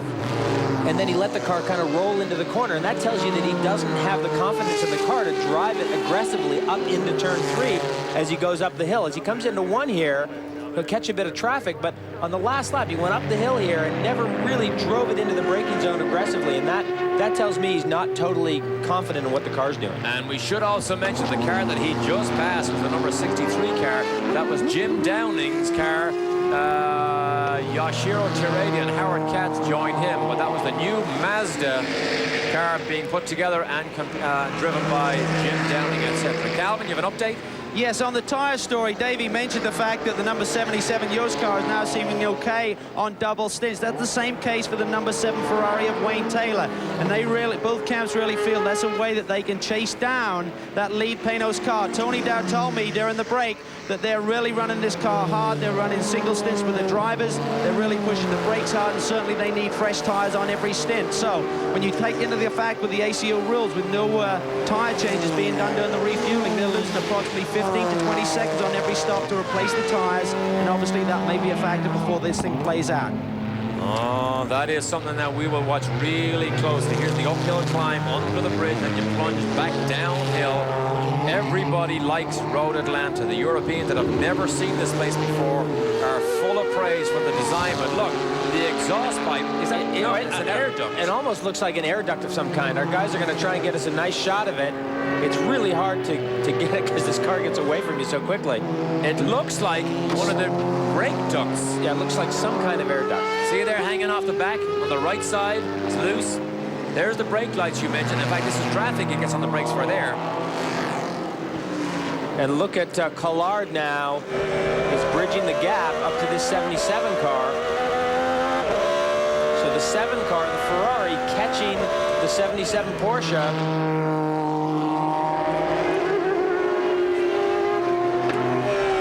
On board with Collard. We're going to watch this chase from the driver's eye view.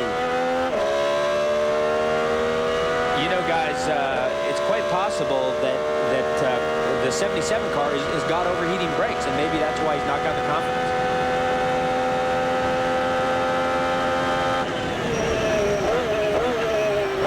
Here he goes from 6th gear down to 2nd.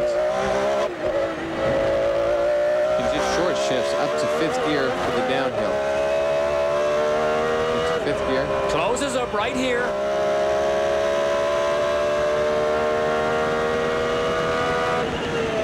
Oh, turn 1. Tries to come down the inside. Traffic may be a key here. Right in front of the Porsche. See him dab that brake pedal there? Almost looks like he pumps the brakes. Well, maybe that's the thing. Maybe that is an air duct. Maybe he's got overheating brakes, and maybe he's having to pump them. Is that Conrad? Right in front? I think it is, yeah, the Conrad car, the GT2. I think he's leading GT2. That car stopped to assist Yannick Dalmas because it looked so bad. He was right behind him when the flip happened. Oh, look at this, he gets it sideways. Hits the curb and gets it sideways. Here's the run for the Ferrari.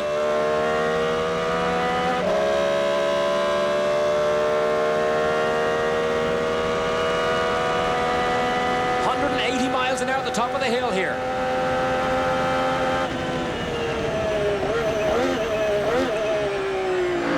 And I think Calvin's got some information in the pit lane for us. Calvin? Yes, just an update on that Yost car. It's not a muffler, Derek. It's actually the brake duct at the rear of the car has come loose. And I spoke to team manager Ralph Eutner, and he is very concerned about that. I said, is this a muffler problem? He said, no, it is a much bigger problem. The brake duct has come loose. They're very concerned. Obviously, it will affect the brake bias of the car and overheat some braking potentially. So they're going to have to address this if it gets much worse. Well, Calvin, we can see him dabbing the brakes as he goes up to turn 3, and it looks like he doesn't have total confidence in the brake pedal. So maybe they are already overheating. Absolutely. I mean, as you go up the top, you know what it's like, Jeremy. The car gets very light at the top of the hill. And there's an area of the track where you really do need the car to be working well. And obviously, when they're trying to chase down the leader, they need the car working. And at the moment, they don't have it. Not in the braking zone. Now, remember, the number 7 car that we're on board with right now is already a lap up on the number 77 car. He would make it 2 if somehow he squeezes past Michele Alboreto. The 77 car just seems to have a little bit more straightaway speed than the number 7. Turbocharged engine. The sun goes down, the air gets cool, the turbochargers make more horsepower for that engine. Better life for the tires. And maybe potentially a bit of a break on that brake duct cooling problem, because as the ambient temperature goes down, that becomes not as big an issue. He's just not close enough. So we know who's leading. The Conrad number 72 car leads GT2. The 2 BMWs, the number 10 and number 6, are first and second in GT3. Don't go away. We'll be right back. Welcome back to Road Atlanta. The premier Petit Le Mans rolls on. The Ferrari chases the Porsche and it chases the Panoz. But you know it's not going to be too long before darkness will set in here. And yesterday there was only 2 hours of practice in the dark. Some of the drivers gave a comment on what it was like. I've driven many laps at Road Atlanta, but never in the dark, and there's several places where it's quite difficult to see the outline of the track in the light. So I thought, well, in the dark it's going to be impossible, but in fact it was great. It's probably the scariest place ever to drive at night. Other than the lights down the main straight in turn 1, the rest of the track you cannot see a thing. Oh, it's really, really fun. The lights work really well, but when you're going up and over the hills, they don't. So there's some places you're driving blind, but the 2 white canes with the red stripes on the front bumper help that. You're howling along there at 180 miles an hour. You don't see where you're going at all. You just know it's there because it was there in the light, and it's a very nice feeling. In fact, it's a weird sensation because you go through turn 1 and it's uphill, and you go up the hill and all you're looking at is the stars in the sky, and it gets your attention. Well, Wayne Taylor didn't sound too impressed. Obviously, he has never done a night race at Watkins Glen. Well, I'll tell you, I watched night practice the other night, and the headlights, P.D. Cunningham didn't seem to have a big problem with it. The headlights on those BMWs are blinding. They were unbelievable.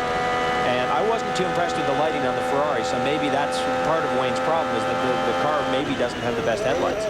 And of course, on the downhill run here at Road Atlanta, down through the S's, when you see those lights flash by and they go through traffic, it is an awesome sight. And Jeremy, it is a scary sight, as you said when you watched last night. I watched night practice and I couldn't believe it. I went and watched at the S's at night, and I just could not believe the closing rates. And when you have all the elevation changes, it is very difficult to see the outline of the racetrack as you go up and down. Davey, at the Le Mans 24-hour race, the speeds are higher than they are here, but the track is lit a lot better, isn't it? The track is lit quite a bit better. And here at Road Atlanta, you notice around different parts of the circuit, they have big utility poles with big lights on them, and they're powered by a generator to light up certain places. There they are on the left, right there. We just passed them. It's like Andy Wallace had said, was that, you drive here for 6-7 hours in the daytime, and you just kind of get in a rhythm, and you know that it was there in the daylight, so the track should be there at night, and you just get into the flow of things. But, but you hope you're on the right piece of ground that was there in the daytime. Well, the thing is that when they did night practice, it was actually 2 nights ago, they didn't have all those lights in. So the expectation is the track tonight should be better lit than it was, but we will only know when it gets dark, and that'll be at about 7:20, 7:25, about an hour from now. And the lights are on the Ferrari already. That is not to see where he's going. That is so that the traffic ahead of him can see him as soon as possible and move over, because he is still chasing the Panoz. The Panoz is still leading. It is still running extremely fast. Whether it's reliable in this 3-hour sprint, as Tony Dell calls it, we don't know, but we believe that is the 4th place car right ahead of us. 4th place is the number 38, again, a Porsche GT-1 Evo Evolution car. One of the nicest designs of 911 racing car you'll ever come across. Run by Champion, one of the largest sellers of Porsche vehicles in the world. Based in Florida. we talk a lot about driving in the dark at night, but you'd be surprised that the lap times are relatively, comparison to the daytime, are about the same. You know, I guess the ambient temperature's a lot cooler. The car just, the tires, everything working on the car, but as well as the driver, you get in that rhythm, and you're just pulling out the same lap times as you can during the daylight. You remind me of going fast at night. Remember the Jag? The last year we drove together 248 miles an hour down the straight in the daytime.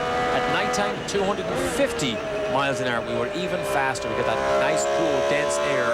Made a lot of downforce and a lot of horsepower. Then they had to slow us down by putting the two chicanes in. Yeah, exactly. We were too quick. We didn't pick top gear in the Jag till you're above 225 miles an hour. Staggering. And it was a 5-speed gearbox on top of that. Yeah. Back inside the Ferrari. This is a chase. The Panoz is a long way up the road if you consider a lap. A lap at Le Mans is a long, long, long way up the road. Here, it's only 2.5 miles. And these guys have all been driving flat out. And they were driving flat out before the GT1 Porsche went out. And they were all racing each other, but that car was 2 laps ahead. And now that car is out, and this is a flat-out fight. And everyone is just driving as hard as they possibly can. Like Tony Dowd said, it's just a sprint race. That's it. You know, that's the way when the Works Porsche team shows up and the Panoz team and the Ferrari team, they're just going for just a flat-out sprint race from start to finish. So as the Ferrari tries to run down the Panoz powered by the Ford V8 engine, we will just slip away, but we won't lose any of the action.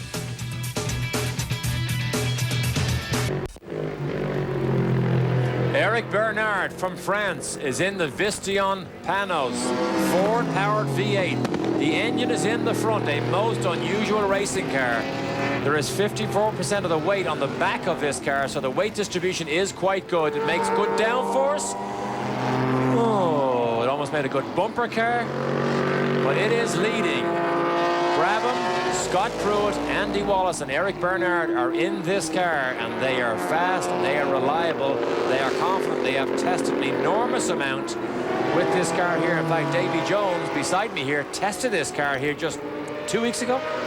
I did, Derek, and you know, it was a very nice car to drive. It was comfortable, relatively easy, sequential gearbox, carbon brakes, ABS.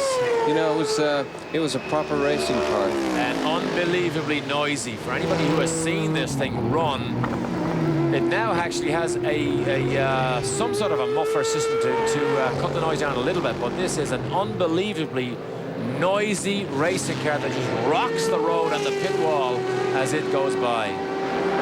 You'd think with the long nose stretched out in front of you that you'd have difficulty seeing, but you can see quite well, actually. Second place Ferrari is in the pits, and this doesn't look good. Calvin? Collard came in, they're putting fuel in the car, but the team was not ready. This indicates to me that it was a very late call for him to come down pit lane, but I don't see any other work going underway. They're looking deep down into the right side wheel well. One of the crew members is over the wall. They're firing him back up, hopefully. So I don't know why there was just a miscalculation here on fuel, but obviously a problem out on the course with a number 88 Ferrari. Yes, and Anthony Lazzaro is behind the wheel, and he has buried that thing in the gravel trap, scooped up about 1.5 tons of gravel, and if he tries to drive forward, he's going to throw that all over the racing line. And it looks, guys, it looks like he put the right side on the curb coming into 5 and just drove it straight into the gravel, but didn't get it all the way in, probably kept the rear wheels out on the curb and was able to back it out, but that's not a particularly good place to be parked. Bill Dollahite owns this car. Mike Davies drove it also, but Anthony Lazzaro in this car, and I believe they spun this car earlier at this exact spot. It was earlier in the race. Turn 10 that they had spun. He kept it running, but now it's stalled. Now he's down at turn 5, but Lazzaro did such a great job earlier in that car to bring it all the way up into second place. Look at the way this thing bounces. This is turn 1. When he brakes and turns, this car just seems to buck and bounce all over the place, as if the drivers have to fight for control all the time. Yet they seem to do it lap after lap after lap. Well, if you've been I've watched a lot of the FIA GT this year, and it's amazing the motion that a lot of these cars go through now, and it's so critical to keep the platform square to the ground with that diffuser in the back. It's so critical to keep the platform solid, and that's what they're trying to do. The lead driver who started this event at the start of the race was Scott Pruitt, and I think he's down in the pit lane right now with Jeff. Jeff? Everything seems to be looking good for the number 4 Panoz car, but that Ferrari's starting to put the pressure on. Well, they aren't yet. You know, they can double stint their tires, and we haven't been able to because we're running the car hard. You know, we're going to have to wait and see how things turn out. We're trying to play the pit stop routine, looking to see, you know, is it going to be mileage race, time race, you know, kind of wait to see how things time work themselves out. But, you know, the Vistion guys did a great job, and, you know, we're going to run them hard to the end. When are you going to be getting back in? Not this stint, but probably the next. Kind of depends on, again, we're looking at where that time factor is. If it looks like it's going to be one more stint, maybe another 15, they'll leave the same driver in. It looks like it's going to clear the end, then I'll get back in. Anything with the car, brakes, everything holding up pretty good? Everything's been good. Everything's been real good. That's great, and I'm sure the fans are having a great time seeing Scott Pruitt here at Road Atlanta. Well, there you go. Scott Pruitt just confirms what Davy Jones alluded to at the top of the show this morning, that the lighter weight cars may use double stints with drivers and tires. Did I come in too soon? I couldn't hear anything. time in the pits to beat the type of cars that you see right here. And now Scott Pruitt thinks that's exactly what will have to happen if Panoz are to win this race. The sprint continues. Scott Pruitt is ready to get in if necessary, and the Ferrari is still in chase.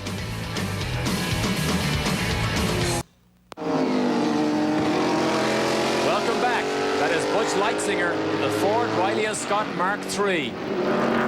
Car number 8 currently is shown in 5th place, so a good run for Henry Camperdown's team, also joined by Scott Schuba in that car. The car this weekend is being run by, I believe, Transatlantic, Phil Crichton. Phil Crichton, yes. Yes, I did see him in the pit lane. Support net, of course, backs this team, Henry Camperdown's team. This is a good run for these boys here. To be in the top 5 at this late stage of this race, they will be very, very happy. Butch Leitzinger, of course, well used to this type of car, having driven Rob Dyson's car so successfully the last 2 years or just this year? About 3 years, but, you know, really, Rob Dyson decided not to come to this race, and Butch got drafted into this team so he could get some points for the Professional Sports Car Championship.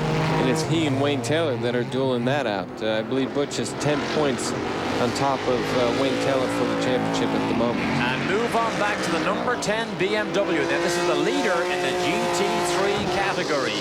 They are 9th overall. This car has been reliable.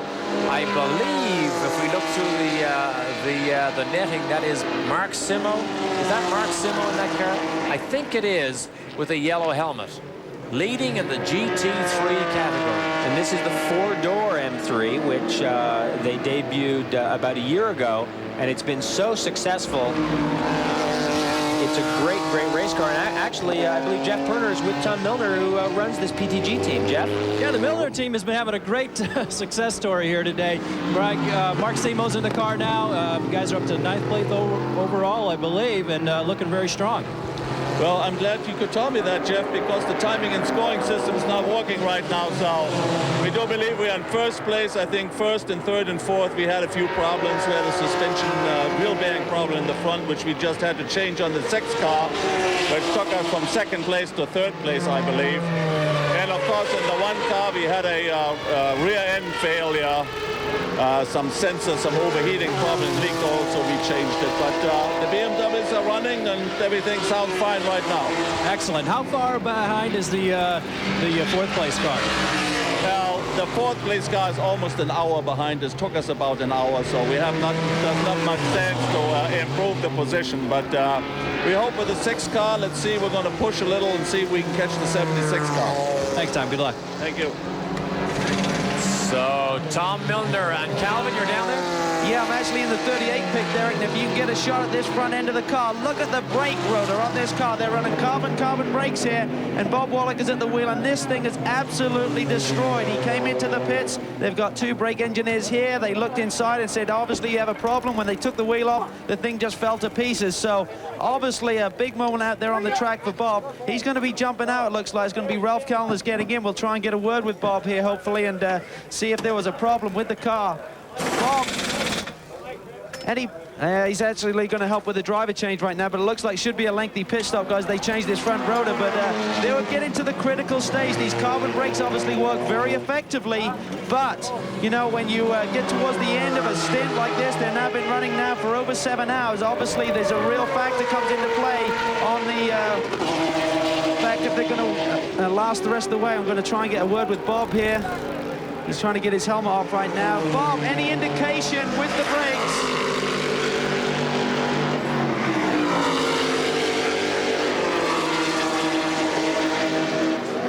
Any indication that there was a big problem, or it just suddenly went on you? Well, it just went on. The pedal went long for the chicane at the end of the straightaway. So I saw that there was a problem and no need to take any risks, so I came in straight away. I found it's a rotor. Obviously, you made the right decision looking down there now. Is this a factor, Bob, with the carbon brakes? Obviously, they perform much better when you're running a race of this length. Did you factor in a brake change? Well, yes and no. The carbon brakes are much more efficient, and they develop much more heat, so the wear is heavier. And on this car, we have the ABS, And maybe we have a little bit too much brakes on the front, which makes the wear even heavier. Okay, well, thanks, Bob. Thanks for your time. But obviously, these guys got to work. They're running a strong 4th position, but obviously, this is going to cost them a lot of track time. And you can hear that brilliant Bob does have laryngitis. Watch the left front wheel as they pull it off. Just watch what happens here. Look at that. Look at that. The brake disc just falls to pieces and falls out on the racetrack. They're lucky he got that back to the pit lane. Well, we were just talking earlier about driving race cars, and we've driven race cars where you've exploded brake rotors, and it can be just a catastrophe to explode a brake rotor, and to get that car back and be able to fix it is remarkable. And now here's their problem. Sorry, Davey. Here's their problem. The car we just featured just about 2 minutes ago, the number 8 Ford, Riley and Scott, was only 2 laps behind this car. So now out on the racetrack, they're trying to gobble up these 2 laps, and that's only 5 miles. So the number 38 Porsche will do well if it can hang on to this 4th place position still. I doubt if it will, Davey. Well, it's a very good call by Bob Wallach, and I think, you know, all the years of racing, he just had a feel that there was a problem, and he came straight into the pits. If he had gone on, he may not have, you know, been more of a serious problem than what it is now. So it looks like they'll be able to get that rotor fixed and be straight back out with no problem. You mentioned all the years of racing for Bob Wallach. Before he retires, he only wants to win 1 race, the Le Mans 24-hour race. Do you know how many times he has competed there? 28 times. 28 years he has gone there, and he has been in a position to win it several times, but never quite fell his way as they sweep away the remains of the left foot brake disc from this number 38 Porsche GT1 Evo. And how many years has Bob Wallach finished 2nd at Le Mans? Quite a few. Too many. That's the political answer. Too many for him. You know, we were talking earlier about Yannick Dalmas, who in, I believe, 4 tries at Le Mans, finished first 3 times. And, you know, I'm sure that Bob Wallach finds that quite disappointing. I think it was 3 years ago, maybe 2 years ago, Wallach was in the factory Porsche leading, and he made a mistake. Last year, made a mistake over a curb, threw the thing into the fence, and threw his opportunity away. So the number 38 car, Terry Bootson, while Kellers is now in behind the wheel. Bob Wallach just got out. I don't think they hung on to 5th place. We'll tell you right after this break.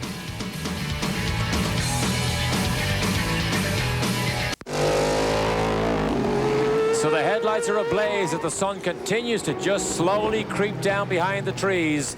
It will be dark in about just under 1 hour, and it gets dark very, very quickly. But it's a good opportunity just to go back a little bit and look at some of the earlier incidents of the opening 2 hours of the Petit Le Mans here. We started with the mayor of Le Mans, France, who came over here to be our honorary starter, and he is the man that waves the green flag on the left-hand side from the starter stand, and all was clear and clean, but the factory Porsche number 26 straight into the lead. However, he was challenged, and challenged heavily initially by Didier Thays in the Lista Ferrari, and this here is down the inside, and then he tries a brave move down the outside to turn 1. Then disaster strikes for Didier Thays. They run the car out of fuel. He tries to drive the thing as far as he could on the starter motor flat of the battery. Then the mechanic runs out with a spare battery. Didier Thays gets in. It was to no avail. All this car got was a tow on the end of the rope, down through the forest, back to the truck, and it's already on its way home. Jeremy, you could hear the bottom of the Ferrari scrape along the dirt road. It's like dragging your nails down a chalkboard. During our downtime, I actually went back there and I drove on that dirt road in a rental car, and it wasn't that much, that wasn't that smooth at all. Now, we went out to night practice in a golf cart the other night down that road, and it was a ride. There is your top 3 as we know it at the moment. Lutsen, Kellners and Wallach, we still show in 5th place. So they did just about hang on to that 5th place. They're only a lap ahead of the number 88 car, Bill Dollahide, Mike Davies and Anthony Lazzaro. Although we saw Lazzaro go off the road again and fill the car full of gravel as a driver change happens. Calvin, are you there? Yes, I am. Michele Alboreto brings the car in, and it's going to be Ralph Kellner's getting in. Excuse me, Jorg Mueller getting into this car. Remember, they had that problem with the rear brake duct, Derek, and I'm not sure if they're going to address that situation once they've got the fuel in. Obviously, they can't do any work once again until the fuel is completed. Meanwhile, the driver change goes underway, but it looks like they're going to attend to the back end of the car. They're also going to be checking brake pads as well, as at that stage of the race, obviously Mueller's in right now. They're trying to get the front wheels off. They're pretty stuck here on this right front of the car. He's giving it the big boot now, trying to get it loosened up. As he tries to pull that off, when it comes off, they're probably going to check pads. They had some pads ready. There they go, as at that stage once again where pad, and it looks like they're actually, he's going to be changing pads. He got some pliers in there. They try and push the pistons back, drop the pads out. They're going to be putting fresh pads in here, so obviously brake wear is a factor now. And that's one thing that's happened with the change, Derek, to the track configuration as well. That long straightaway, that's supposed to be on a fast turn under the bridge, is now really heavy braking and down to 2nd gear for turn 10. Calvin, it appears that they may have had an off-track excursion when they took the tire off the front. All the dirt and grass came out onto the pavement. Does it appear that there's any damage to the front of the car at all? Well, I can't see anything specifically, Davey. I mean, obviously a lot of it is just brake dust, but you're right, there is some grass in there, and just on the right front edge of the spoiler there's some other grass, and there is a chance that Michele had run off. Remember when we spoke to Michele earlier in the race, he had grass inside his helmet and on his face, so obviously this is a tough race, and these guys are really battling it out. But as Tony Dow said, this is not just an endurance race, it's a sprint race. These guys are running flat out, and they do have to take some chances. Well, I can tell you, he has been off the road somewhere. The black dust you see is the carbon from the brakes and the discs, or from the brake pads. But that brown dust and that grass, that didn't just get sucked up in there from the racetrack. He's been off a little bit somewhere, but you can see brand new tires. You can see the labels still on the tires as he takes it back out onto the racetrack, and the leader just whizzes by. Goes down another lap. Do you see what happened here? He's over the curb. They changed all 4 tires. The advantages of the lightweight car, the LMP car, is they can get away with just putting 2 tires on. So they certainly won't change 4 tires again if they're going to try and beat this Panoz. They won't. I mean, they'll try and double stint those tires. Like Scott Pruitt mentioned, that they're not able to double stint tires with the Panoz. So if there's any spray strategy that the LMP car is going to be able to pull back, it would be able to double stint those tires. Now, 1,000 miles or 10 hours, whichever comes first. 1,000 miles. At about 5 hours, we were just past 500 miles. We've had a yellow flag incident since then. So with less than 2 hours to go, this is going to be close to running the full 10 hours. There's the hybrid. Jeff? Yeah, the hybrid's coming in, the Panoz Q9. Doc Bundy was telling me earlier that they've had some problems. Looks like the rear shocks are a problem on the car, and they've had to cut back on the electric power. They're pretty much down to nothing and just running on the gasoline engine. Obviously, that has really slowed them down, but they're still running, and I think that's a testament to how Dave Price Racing has really pulled one out here for the Panoz team. I tell you, the ox is going in. The ox is going in there, so he can run 2, 3, 4, 5, 6 hours, whatever it takes. It makes no difference to John Nielsen. He just loves sports car racing and has no intention at 42 years of age of even thinking about walking away from the cockpit. He's about the only driver that could outlast the tires. Exactly. John Nielsen. They call this car Sparky. I don't know if you guys knew that, but that's the nickname. See, the pit boys wait. They can put the guns on the wheels. They cannot take the wheels off while the fueler still puts the fuel in. For those of you who were with us earlier here, we explained the pit stop rules here. They are Le Mans rules. You fuel the tank first, then you work on the car, but you only have 2 guns. So you change 2 tires outside, or just fronts and just rears. Oh, he's stuck. He's got the gun stuck on. No, there was a great shot there of the the clear screen that covers the headlights, which has been taking a beating all day. And I'll tell you, those lights aren't going to be that effective. That screen is really, really dirty on that nose. Look at that. That screen is pretty much destroyed over those headlights. So that car is not going to be a whole lot of fun to drive in the dark. Now this car is well outside the top 10. We show him, we think, in about 15th place. This car also crashed on Friday morning. Went off the racetrack coming through the last corner here. Windscreen popped out, went backwards down the road, hit the wall.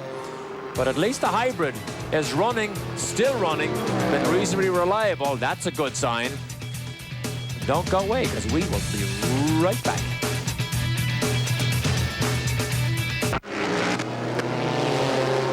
Welcome back to live coverage of the Premier Petit Le Mans.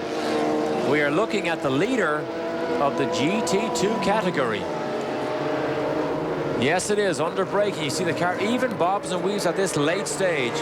Wolfgang Kaufmann from Germany, Michael Ligonnet from France, and we believe Jean-Pierre Jarier, an old Formula One teammate of mine in the Tyrrell team back in 1980, who continues to enjoy himself in these Porsche 911s. And I believe Lance Stewart as well is in this car. Quick update we mentioned earlier about Alboreto and his off-course excursion.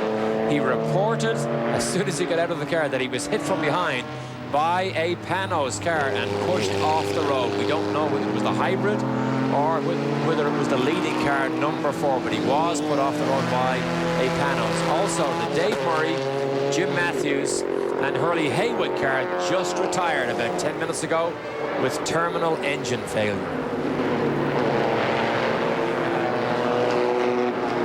There's Jorg Mueller in the number 77 car. They are always reliable. Well, pretty much always reliable. Now you can see the sun has gone right down below the horizon now. It's not really giving. This is in trouble here. They're in trouble. I just said they are always reliable. Nice going, buddy. He's got electrical problems because look, he's switching the lights off, trying to conserve power here. Like I said. Sometimes nice picked up the speed. They are always reliable. What did he do? You know what? I think he switched the ignition. He might have just hit the switch. That has happened before to racing drivers. You flip the ignition switch off and you go to grab a gear. And it takes you a little bit to figure out what's happened. Here's the lead car. Here is the leading car. And look at this, guys. Brake pad change coming up. You can see them standing by, or maybe they're just going to look at them in case they want to change them. But driving this car as hard as they have been driving, I wouldn't be surprised if they need a pad change. Good point. And now Wayne Taylor's Ferrari, being driven by Collard and Eric Van der Poel with him, is only a lap down. They will make up that lap because it's only 2.5 miles around here. They can change the front brake pads in about 40 seconds. No, they better hurry. Yeah, but add the wheels to that. This, and then add the fuel to that. Well, they've already put the fuel in. Now, is Scott Pruitt in the car? Eric Bernard takes his helmet off from the back. And that's a full rotor change, guys. Wow, it is. He's pulled that rotor off. Yes, it is. We have a big crash somewhere. Oh no, one of the BMWs off the road. Front straightaway, turn 12. Turn 12, right in front of all the pit boys. One of the BMWs, we can't see the number on the door, has absolutely plowed into the guardrail. You can't even see the number from that side. And guys, that is a big hit. You can see the marks through the pea gravel. You can see some movement. You know what? That's Brian Simo. That is the leader of the GT3 category. I'm sure we can see Mark Simo. I'm sure we can see yellow on the helmet. If that's the case, that is the number 10 car that was running in 8th place overall, and they are shocked. They are shocked in the BMW pit because the leader of the GT3 category is now in trouble. Buried completely. That is Mark Simo. That is Mark Simo, still on the radio, it appears. And I'll tell you guys, you look at those tracks, and that car would turn into that corner at about 120 miles an hour, and I can't imagine, that must have been just a huge hit. Well, well, well, Mark Simo buries the BMW through the gravel trap, and he is buried right past the doors in tires. We do not know what happened. We do not know if Mark had any type of mechanical failure, but BMW are controlling the GT3 category, and now, just like the Porsche factory earlier on, they are in shock. And Mark Simo looks unsteady on his feet. He looks unsteady on his feet. That was a big, big hit. It had to be a big hit, Derek. There's no way it wasn't a big hit, because he would turn in there at about 120, 125 miles an hour, and that car just went straight. You could see the marks in the pea gravel go straight through. And I doubt if they can run this thing without a full course yellow. There's the marks as Mark Simo across the track, across the grass, across the gravel, buried in the tire barrier.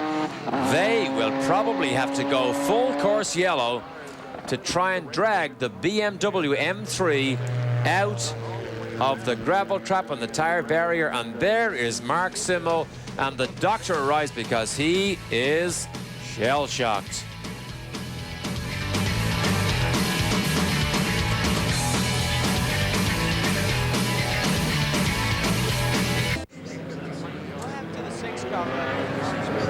We are back, and we have another major incident. This time it involves Mark Simo, who is the leader of the GT3 category. And as we go full course yellow, you can see on the left side here, the BMW is just absolutely buried. Mark Simo was taken out, shaken, had to be helped away from the car. And now we focus our attention on the number 76 Porsche 911 RSR. In the pits here. Angelo Silly Panoz. Can't be right. Richard Johansson with his brother. Polidori and Peter Argensinger. I can say that name. I know Peter. Well, that's a famous racing name. They said a change front rotor on the Panoz. They wore it out. For the same team. Calvin, you're down there? Yes, I am. And with Brian Seymour, who just jumped out of his car, and obviously you got to be concerned about your brother right now.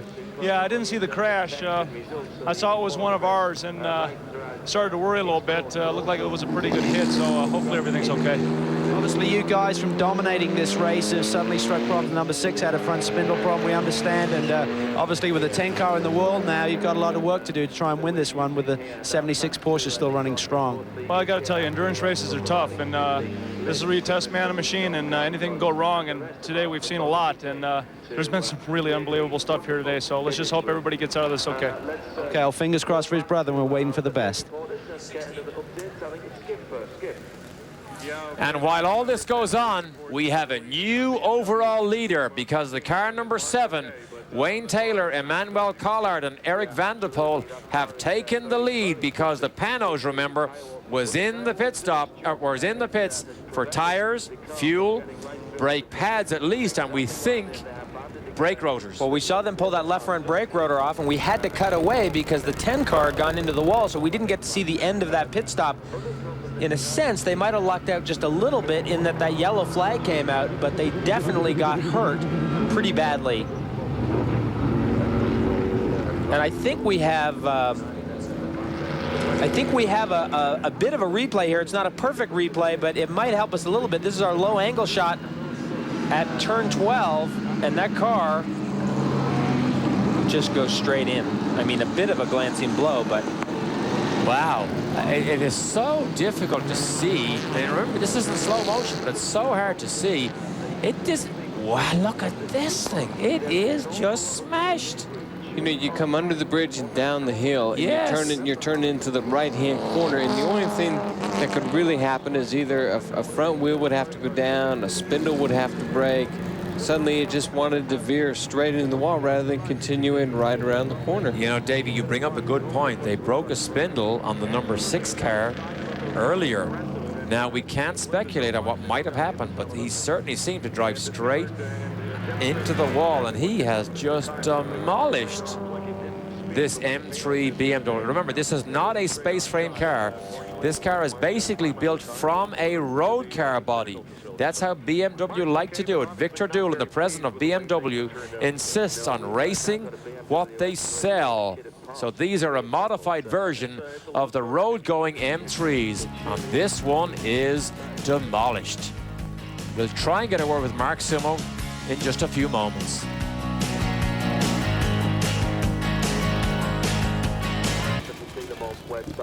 Just have a butcher's hook at this. There is a crunched BMW. And I'll tell you, that might make it a little bit harder to figure out what might have failed on that left front corner, because that corner is really destroyed. Thank God for that tire wall. You know what? I mean, we don't look at the windscreen. Look at the windscreen on the driver's compartment. Now, we don't want to speculate, but it's very seldom that you drive straight into a wall like that without some sort of mechanical failure. This was the same corner where Johnny O'Connell in the Panoz during practice hit some oil and spun backwards straight into that wall there. And destroyed that car too. That car was scratched before the race ever even started here. So it gives us a chance to have a look down the field here. Just through the picture was Anthony Lazzaro, so we know that he is back on track again in the number 88 Ferrari 333 SP. We saw him have trouble and fill the car with gravel earlier down at turn 5, we believe. I think it was turn 5. Now the fight for GT3 honors is between the number 76 Porsche Turbo and the number 6 BMW. So the number 6 BMW, and that is driven by Ross Bentley, David Besnard, Jeff Schaefer, and Darren Law. They had a broken spindle earlier. Can they mount the charge? As you look at our full field summary brought to you by BMW, this is the overall standings as they clean up the debris on turn 12 or turn 11, depending on what you call that new section, whether it's 10 or 10A. But while they clean the racetrack up here, the sprint just goes into low gear for a really, really short time. The Panoz has been rebuilt with brake discs, brake pads, fuel, and tires. We know that the LMP car, the Jost Porsche car, does not need more new tires. So, in a way, Jeremy, you alluded to this earlier, this may have played into the hands of Panoz. Well, a little bit. I think he might have caught a bit of a break there because that full course yellow came out instantly when the 10 car went into the wall. Nevertheless, I don't think they were planning on having to change rotors, and I think that did hurt them. Right. It explains the interview that Jeff Berner did with Tony Dow. You know, Tony Dow knew that they had a problem, but it was just, he was going to say it was just a flat-out sprint race to the end, which he has now. He was being very clever, he was confident, but at the same time, he knew that they were going to develop this and have the flat-out sprint race right to the end, which is what they have going on now. Okay. They will have the debris gathered up. They will blow the gravel and the shrapnel away. It'll take about a minute and a half, and then we will be right back.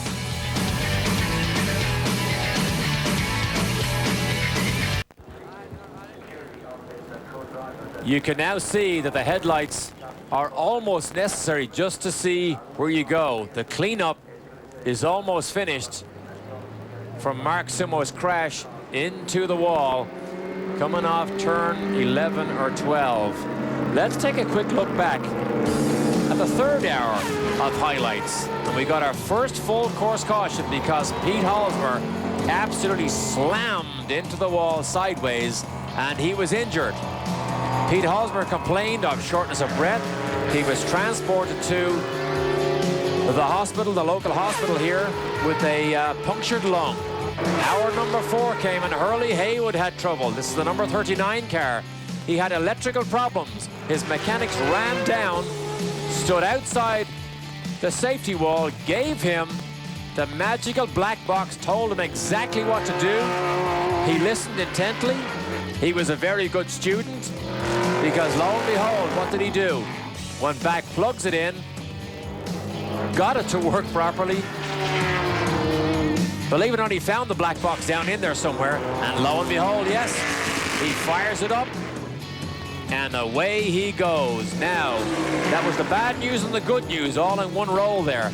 The bad news continued because within the last hour, as we told you earlier, this car retired with engine problems.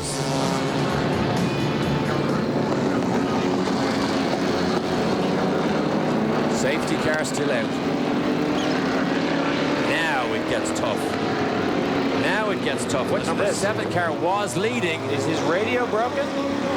Or is he? Is it a visor change? Calvin. Yeah, what's happened is, Derek, with the sunlight has gone down and Emmanuel Collard had a dark face shield on his helmet, so they've actually had to switch helmets. There's no radio communication problems, but he can't see. So they, Eric Vanderpool actually went to work for him. They got his spare helmet. They fitted a clear face shield. Meanwhile, the crew goes to work under this caution period. Obviously, this is not going to be costly. It looks pretty calm right now down in here. Obviously, smiles all the way around. These teams in great shape now, and they're looking for a strong finish as they get towards the end of this 10-hour event.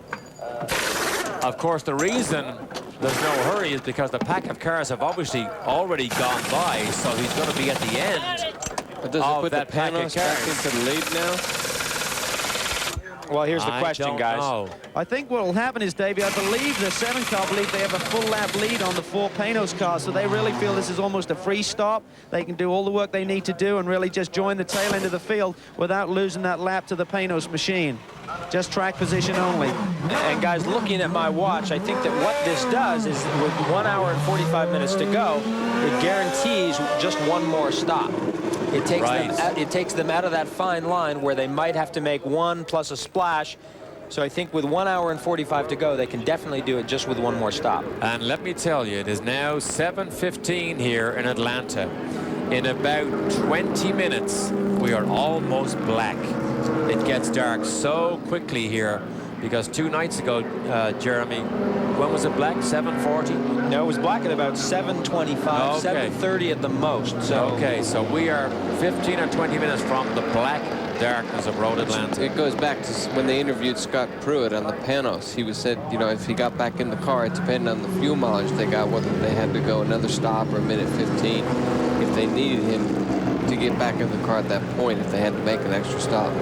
Well, I looked at my watch when the Panoz made that stop where they changed rotors, and that was basically the beginning of this yellow. And again, I think they'll be able to go just one more full stop, and I think they should be able to get to the finish. Now, that depends on what happens from this point on, but I think that's probably where they're going to end up. So right now, we have Ferrari first, Panoz second, Porsche third, Riley and Scott fourth. A different manufacturer, 4 different manufacturers in the top 4 positions. And the sprint is about to start all over again. As Tony Dow alluded to earlier, they are almost cleaned up. As the Panoz flags begin to wave, will it be for celebrations?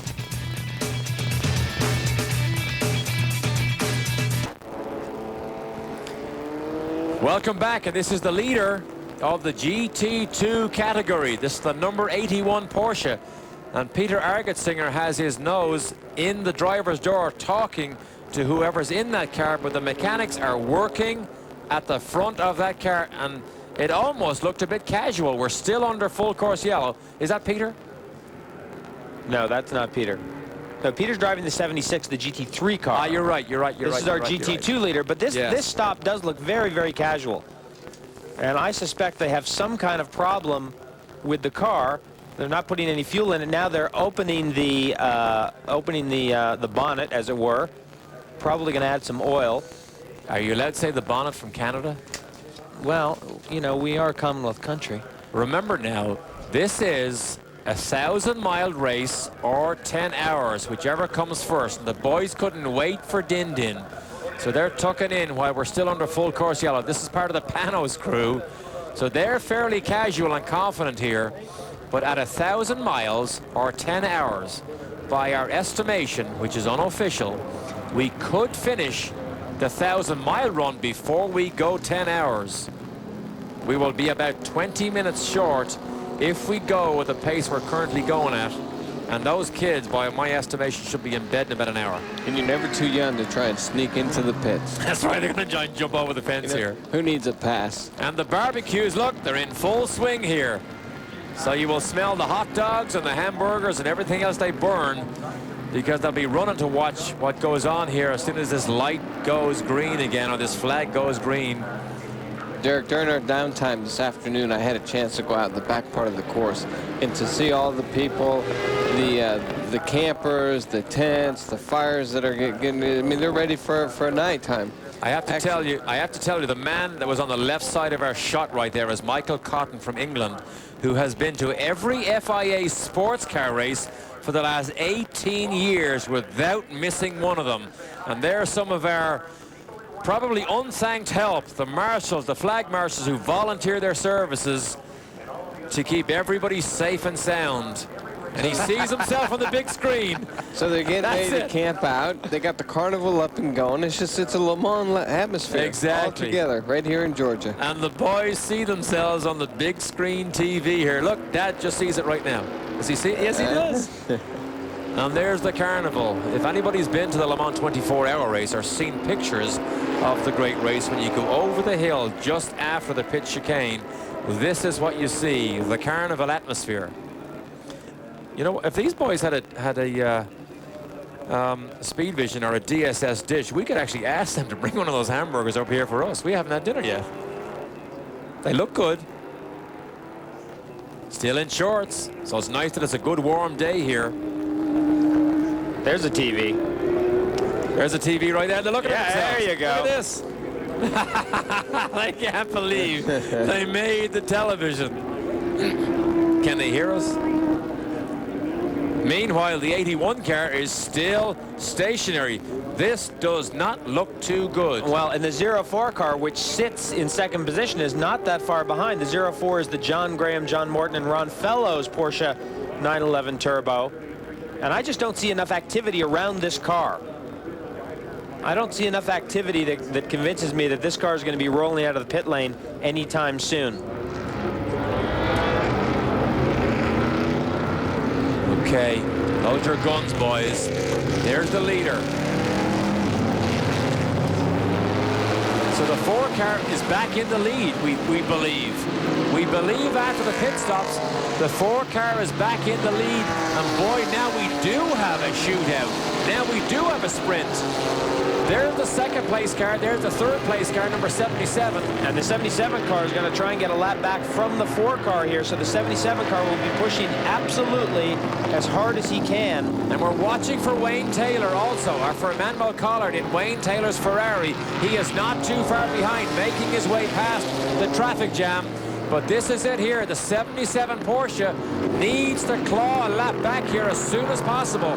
It's a light, nimble car. May be able to get under him in the braking zone, but it will be touch and go. Here he comes down the inside. He does it. Wow, he does in the darkness. He gets him back.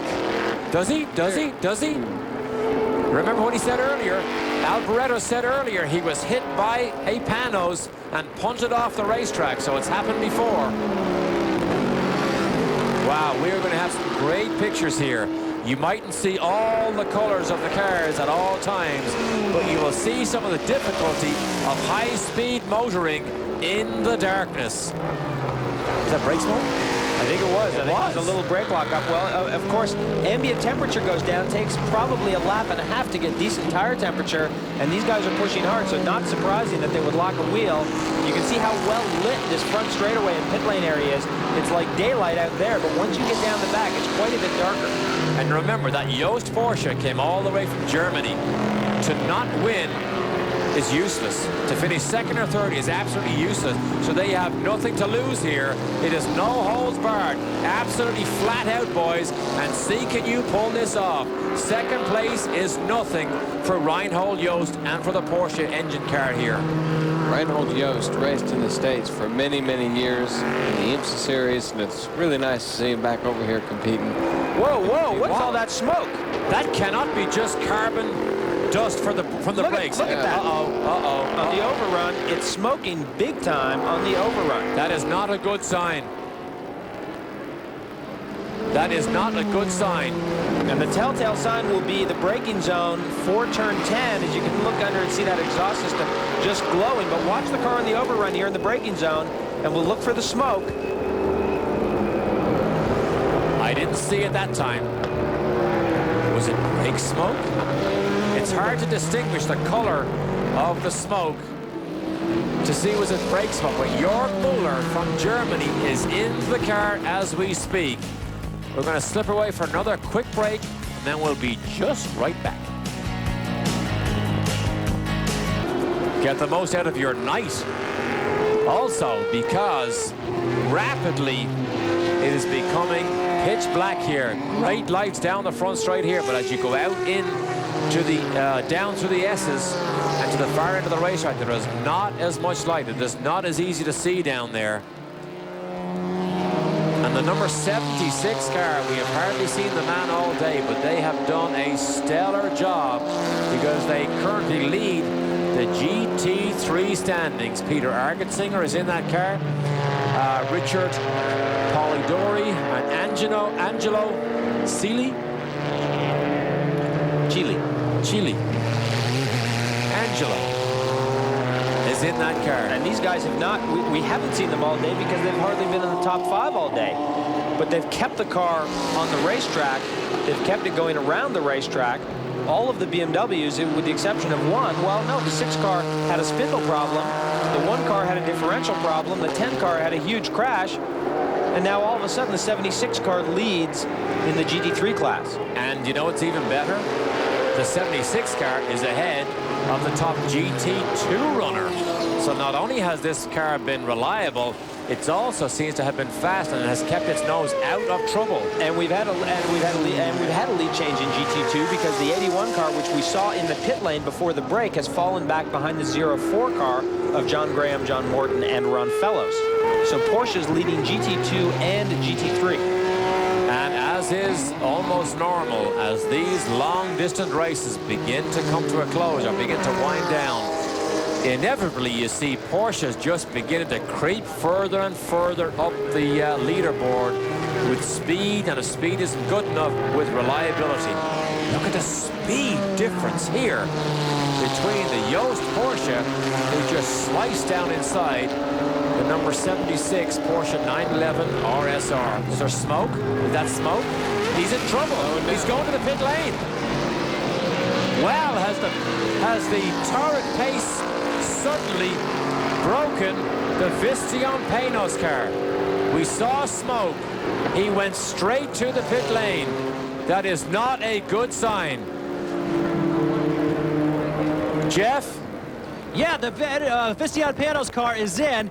I was trying to find out ahead of time what was going on. I believe there may be an engine problem. I couldn't really get an answer out of everyone, but they're going to go ahead with their usual routine as far as pit stop. And right now, Brabham is in the car. Right now, fired back up, and there they go again. Not quite sure what was taking place there. Certainly, I think they would have come in during that yellow flag if it was just a fuel situation. That was weird. That was weird. The mechanic looked down. There is oil leaking into the right side exhaust pipe. You could see that. That was smoking when he came in. It was on fire when he went out. So if he is leaking oil... Yeah, oil on the ground under the Panoz car when he took off. Okay, if he's leaking oil, he better have a big, big tank in that car. And also, no, he's in trouble. He's on fire. He's done. He's on fire. Well, you could see the oil in the pipe or something on the exhaust pipe when he fired it up. Yeah. But I just think it's so peculiar that they would take the time, drive it into pit lane, stop, put fuel in it, and never even look under the bonnet. Never even really have a serious look at the race car. You know what's going to happen here? He is going to be black flagged and brought in. They will not allow this car to run if they think he is throwing out oil, and he absolutely is dumping oil out. This team, we hear now, is going to bring David Brabham right back in. So Wayne Taylor's job with Emmanuel Collard and Eric van der Poel in the Ferrari just got a little bit easier. And don't forget, number 77, Alboreto, Johansson, and Jorg Mueller may be right there yet. Look at Here's that. Smoking Joe here. This is in trouble. They are in trouble. I will tell you now, I bet their day is done. Certainly the challenge for the lead is over. Well, that's definitely done. And you can see, I mean, you could see it when it left pit lane. The thing was on fire. It had dropped a bunch of oil on the pipe, and it was on fire. Now, can they work on this thing and try and fix it? They don't need fuel, and they don't need tires. Let the driver breathe by opening the door. If it's something simple like an oil line, Jeff, can you see anything? Not yet. They're still taking the hood off the car. Having a little trouble with it. Okay, they're off there. Looking under the hood, as you can tell, a lot of carbon fiber on top of this engine. It's real hard to see anything. In fact, you can't even see the engine. Guys are looking down in there with flashlights trying to determine what has gone wrong. Obviously, there's been a problem here. When the car left the pits the last time, there was a tremendous amount of oil left in pit lane. And you can see the crewman here on the far side. He is injecting oil into the oil tank. That's what that thing does. You can see the oil all over the back of the car. Well, here's the problem here. Maybe they can fill the oil tank, but with the amount of oil that's all over the back of that car, if we could move our camera around to the back of the car, there is oil everywhere. Look at this, just streams down the back of the car. I don't think they'd be allowed to run with the amount of oil coming out of the car. Look at the ground. Look at the ground as he drove in. They will not let that car run. I will be surprised and shocked if they let that car run without finding where that oil is drifting from. There is a picture of disaster for the Panoz number 4 car, who looked as if maybe it could take on the might of Ferrari and Porsche and win the car that's built just down the road from where we sit. Well, I have to believe you, they were pushing this car so hard all day. Where's our Speed Vision sticker gone? Wasn't that our Speed Vision sticker right there? Above the American flag? Yes. David Brabham sits in there. Is he gone? He's gone. He's gone. It's okay. It's over. Forget it. Roll it away, boys. It's done. That is a shame. All the work that these boys put in, and to go to probably just over an hour from the finish, that is a shame. Tony Dow has done such a good job with this team, and this car is so fast, and they have all the elements. They have the driving talent, they have the engineering talent, they have the financial backing. Although this is an unusual design of car, Don Panoz wants to make a front-engined sports car successful, hence the concept of front engine as opposed to mid-engine, and they almost did it. They almost did it. What a shame. What a shame. Victory rostrum is right behind their pit, and they were oh so close to get there. We have a very welcome guest now in the pit lane, Yannick Dalmas. Calvin? Yannick, obviously we're watching the monitor right now. You have not seen the incident. We're going to try and replay it for you. First and foremost, are you okay? Yes, I'm okay. In my accident, I was I think lucky, but the car was very safety for the driver. But I don't so. We're going to watch it with you, Yannick. If you'd like to watch the monitor right now, we'll show the incident.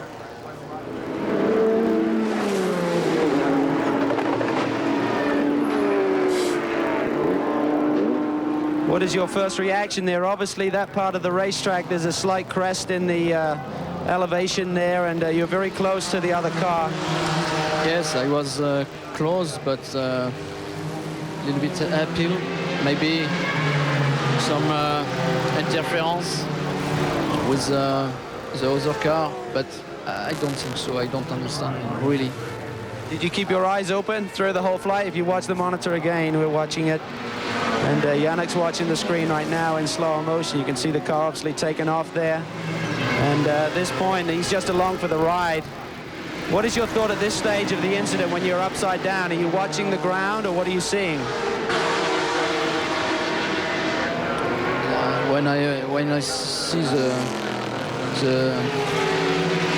TV, I was very impressed about the looping, you know, about like the car like a plane, you know.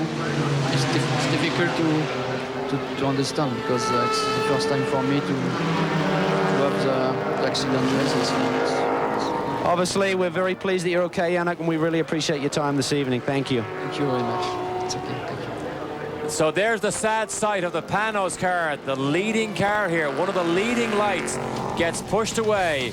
But we are all so pleased that Yannick Dalmas walked away from such a huge incident.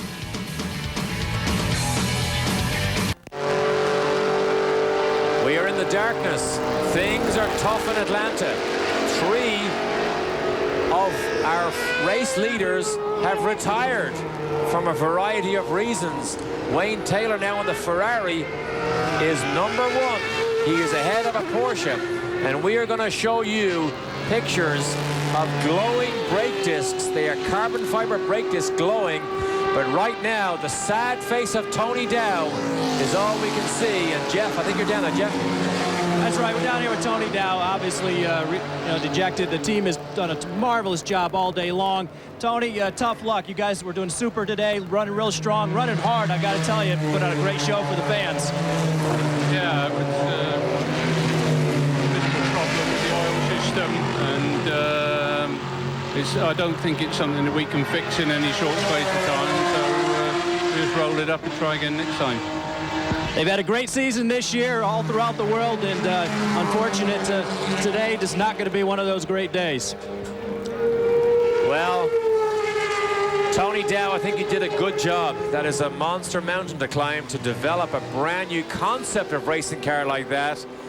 And I think you've done a good job and a good show today. Don Panoz will be proud. Also, think about if they had not wrecked that other car. And as the BMWs did, let's go back down to Calvin. Well, things go from bad to worse for this team. Obviously, problems with the 6 car, with a wheel bearing spindle problem early. Obviously, the crash with the 10 car. We're trying to get an update on that. Meanwhile, the #1 car was in with a half-shaft problem. So the BMW team that's been so dominant these past 2 seasons in sports car racing are really hitting all their troubles in one evening here in Road Atlanta.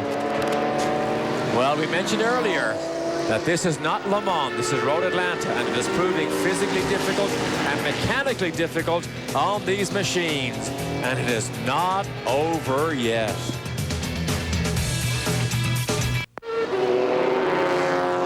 And for those of you who are race fans from the grassroots, don't forget the SCCA runoffs are live from Mid-Ohio, Sunday, 1:30 p.m. Eastern Time. Greg Creamer, David Hobbs, Dorsey Schrader, John Bizignano, and Bob Gerald are there for the final day of the biggest weekend of the year for the SCCA Mid-Ohio runoffs live right here on Speed Vision.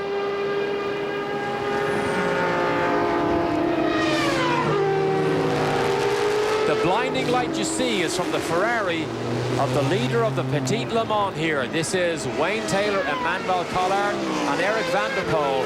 But the boys and the soldiers are beginning to fall by the wayside here.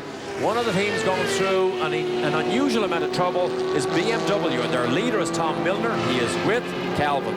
Well, Tom has certainly masterminded the success of this PTG team over the past 2 seasons, but Tom, it's all gone wrong today, buddy. Well, not everything can go perfect. We're still running in 2nd and 3rd place. We've had some mechanical problems, of course, the accident with Mark, but we're in this for the championship and for the long haul, and we're still 1st, 2nd, 3rd, and 4th in the championship, so we got one more race to go, so it's not as big as a disaster as it might look. Obviously, with the success that you've had, Tom, obviously this looks bad. But tell us about the #10 car with Mark Zimmer behind the wheel. We're unsure about what caused the incident down in that very fast final turn 12. Any update on that situation? No, we're really not quite sure. We haven't looked at it closely. It could very well be that something broke on the car. That seems to be maybe what has happened, but we're not quite sure. The impact was not as bad. It was only, we retrieved the data, it was only about 50 miles an hour, so it looked a lot worse than it was. I'm sure Mark feels bad and he's a little sore, but this is the first time that we really had a bad accident with these cars in over 3 years, and you know, not that I really like it, but that's part of racing. Okay, well, the team still has more work to do as the #1 machine is back in. They had a half-shaft problem, and they're obviously still rectifying that problem. Now, to give you a quick update, we know that the number 7 Ferrari is leading. He is 1 lap ahead of the number 77 Jost Porsche, who has just gone into the pit lane. So, maybe the Ferrari can stretch this lead just a tiny bit further as the number 77 makes what we believe will be his final pit stop. Hopefully we can get a good picture of the brake discs on this car because they glow red, glowing hot. When they stab the brakes, they are carbon fiber brake pads and carbon fiber brake rotors. And if we can get a side picture, boy, it is a sight to see. Look at the exhaust pipes, glowing red. They are so hot under full revs here. You know, there's nothing quite like race cars at night in the dark. It's a fantastic thing, and until you've seen it and experienced it, it's really hard to describe. Of course, this front straightaway is lit up like daylight, but as soon as they turn and go up the hill to turn 1, it gets pretty dark. We don't want to jinx the leaders. We've lost a lot of them. See the exhaust pipes glow red again. Watch the brake discs. Look at this. Glows red under braking. And that is not even a hard brake zone. Down the hill. Sometimes the television cameras don't really show the elevation changes, but here at Road Atlanta, down the hill to the S, it is absolutely dramatic. You can see down to into the dip again. This is turn 6. Braking zone to turn 6. You come down inside cars that are slower. You just hope they see you. The number 76 car is not running that fast. He is leading the GT3 category, and he just got passed by one of the BMWs who was trying to make up a lap. So the number 76 car, with Peter Argetsinger as one of their drivers, is still trying to hang on in the darkness. Now here's a team that has done a good job. This is Jim Downing's car. The number 63 car, he has crawled his way all the way to 7th place. So Jim Downing will be very pleased with this new design of racing car. This, I believe, is a 4-rotor Mazda engine. They did not turn a wheel until Friday. Wow. It's a kudzu chassis? It's a brand new Jim Downing designed kudzu chassis, and it did not turn a wheel until Friday. It has not been spectacularly quick. And one of the drivers, what is that? Howard Katz drives with them. Calvin, you there? Yes, it seems like Howard Katz, who jumped out of this machine, may have some sort of physical problem, obviously feeling sick. He's keeled over right here on the pit wall. It's going to be Terada taking over from him, but obviously a problem with Howard. I don't know whether it's a problem with... and he's not feeling good. They're trying to cover the camera as we speak. And as you said, guys, this is a new car for the 4-rotor engine. This engine has run before with Downing at Le Mans this year, but this is an all-new car. It's much smaller and more concise, and is a really much better package, and it's run a lot stronger than they ever have here at Road Atlanta. But right now the concern on the team is the condition of Howard Katz after jumping out of the machine, obviously with problems. And I don't see any work being done on the car. I don't see any fuel going in. I just see a leisurely driver change here. I don't understand this. Well, I'll bet you that he surprised them. I'll bet you he came out of nowhere and was not feeling well and pitted. And there are other drivers that have had problems on this racetrack because of all the elevation changes. Fermin Velez is one of them. And here is the 3rd place car overall in the standings. This is the Ford engine Riley and Scott Mark III, Scott Schubot, Henry Campherdam, who owns that car, and Butch Leitzinger.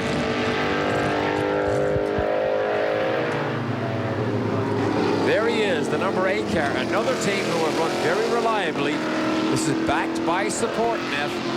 Henry Campherdam runs this team.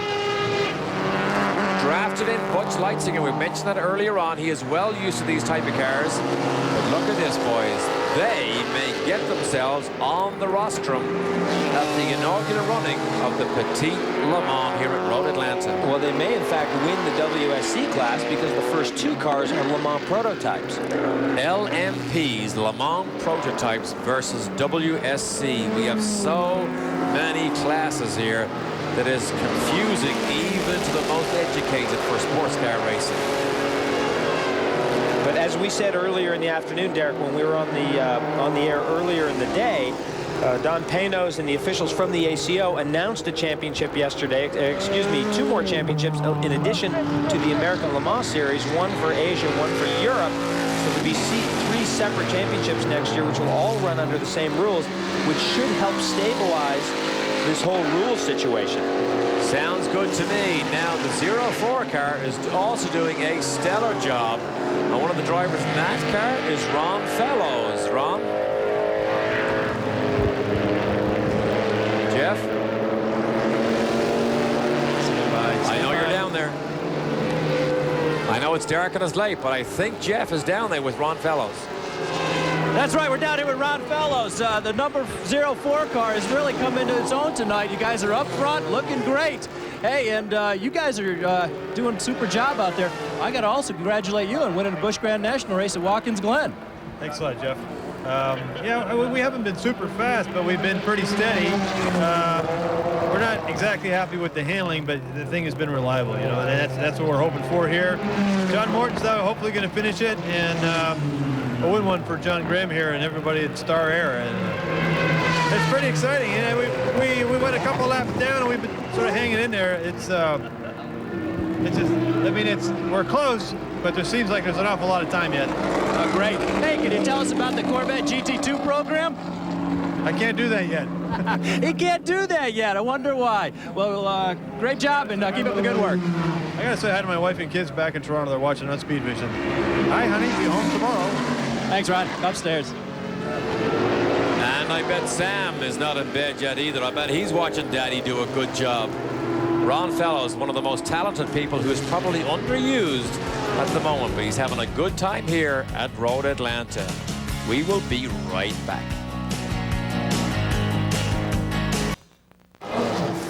The leader is in the pit. Collard brings the car in and is turned over to the Belgian Eric van der Poel. It looks like a routine stop. The fueling has been done. Full tire change, 4 tires changed. And they're now attempting to refire the engine. Some slight delay, but the Ferrari has fired. And the 12-cylinder machine heads down pit lane. And the fight is not over yet. The number 77 Porsche stopped about 4 or 5 laps earlier. Jorg Mueller stayed in the car. They did change the rear brake pads, so they are done from here to the end of the race.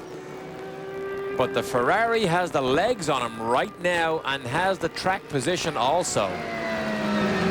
So if Van der Poel can keep his nose clean here, and this V12 can stay fairly reliable, they could be in good shape. Remember, 1,000 miles or 10 hours. We're now 9 hours into the race. And we still believe the 1,000 miles may come right before the 10 hours as number 8. Henry Camferdam, Butch Leitzinger, and Scott Schubot's car comes in. And our Calvin, as usual, is right there.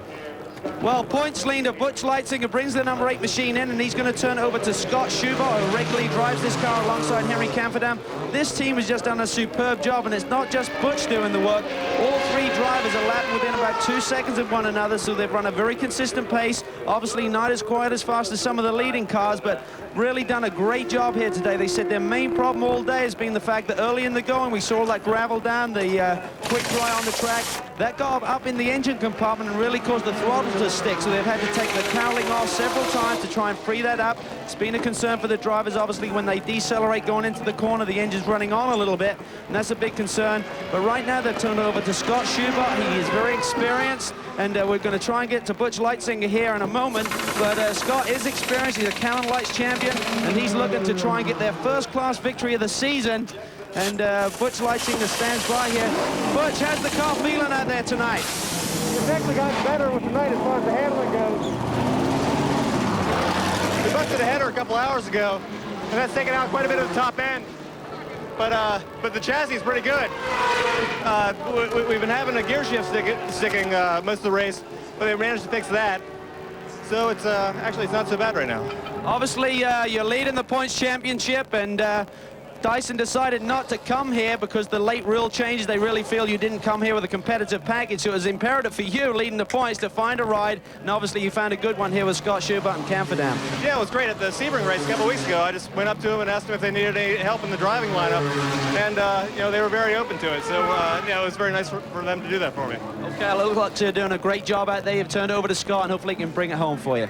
Yeah, you know, the cars, it sounds pretty bad, but it seems to be running pretty strong, so just hope we can make it to the finish. Hey, thanks, Butch. Thanks, Calvin. So they're obviously down on horsepower just a little bit, but this thing is running like a train. But you better be careful. You got brand new tires on it, and the stickers are still on, and you've only got an hour to go. You know, sticker tires, when the ambient temperature gets low, you know, at night I always like going out on scrubs. Exactly. Look at those lights. They don't look that far down the road to me. I mean, they only look about, gee, 25 feet in front of the car. And they still do 180 miles an hour right here before they stand the thing on its nose for the brakes down to the new turn 10. The old dip is gone. It is no more. When you go out on sticker tires, it takes about a lap and a half, almost 2 laps, to really bring them up to temperature, bring the air pressure up to where they need to be. And that's when it's hot. Quick look at our full field update. Taylor, Van der Poel, who's in the car now, and Collard lead in the Ferrari in the Le Mans class.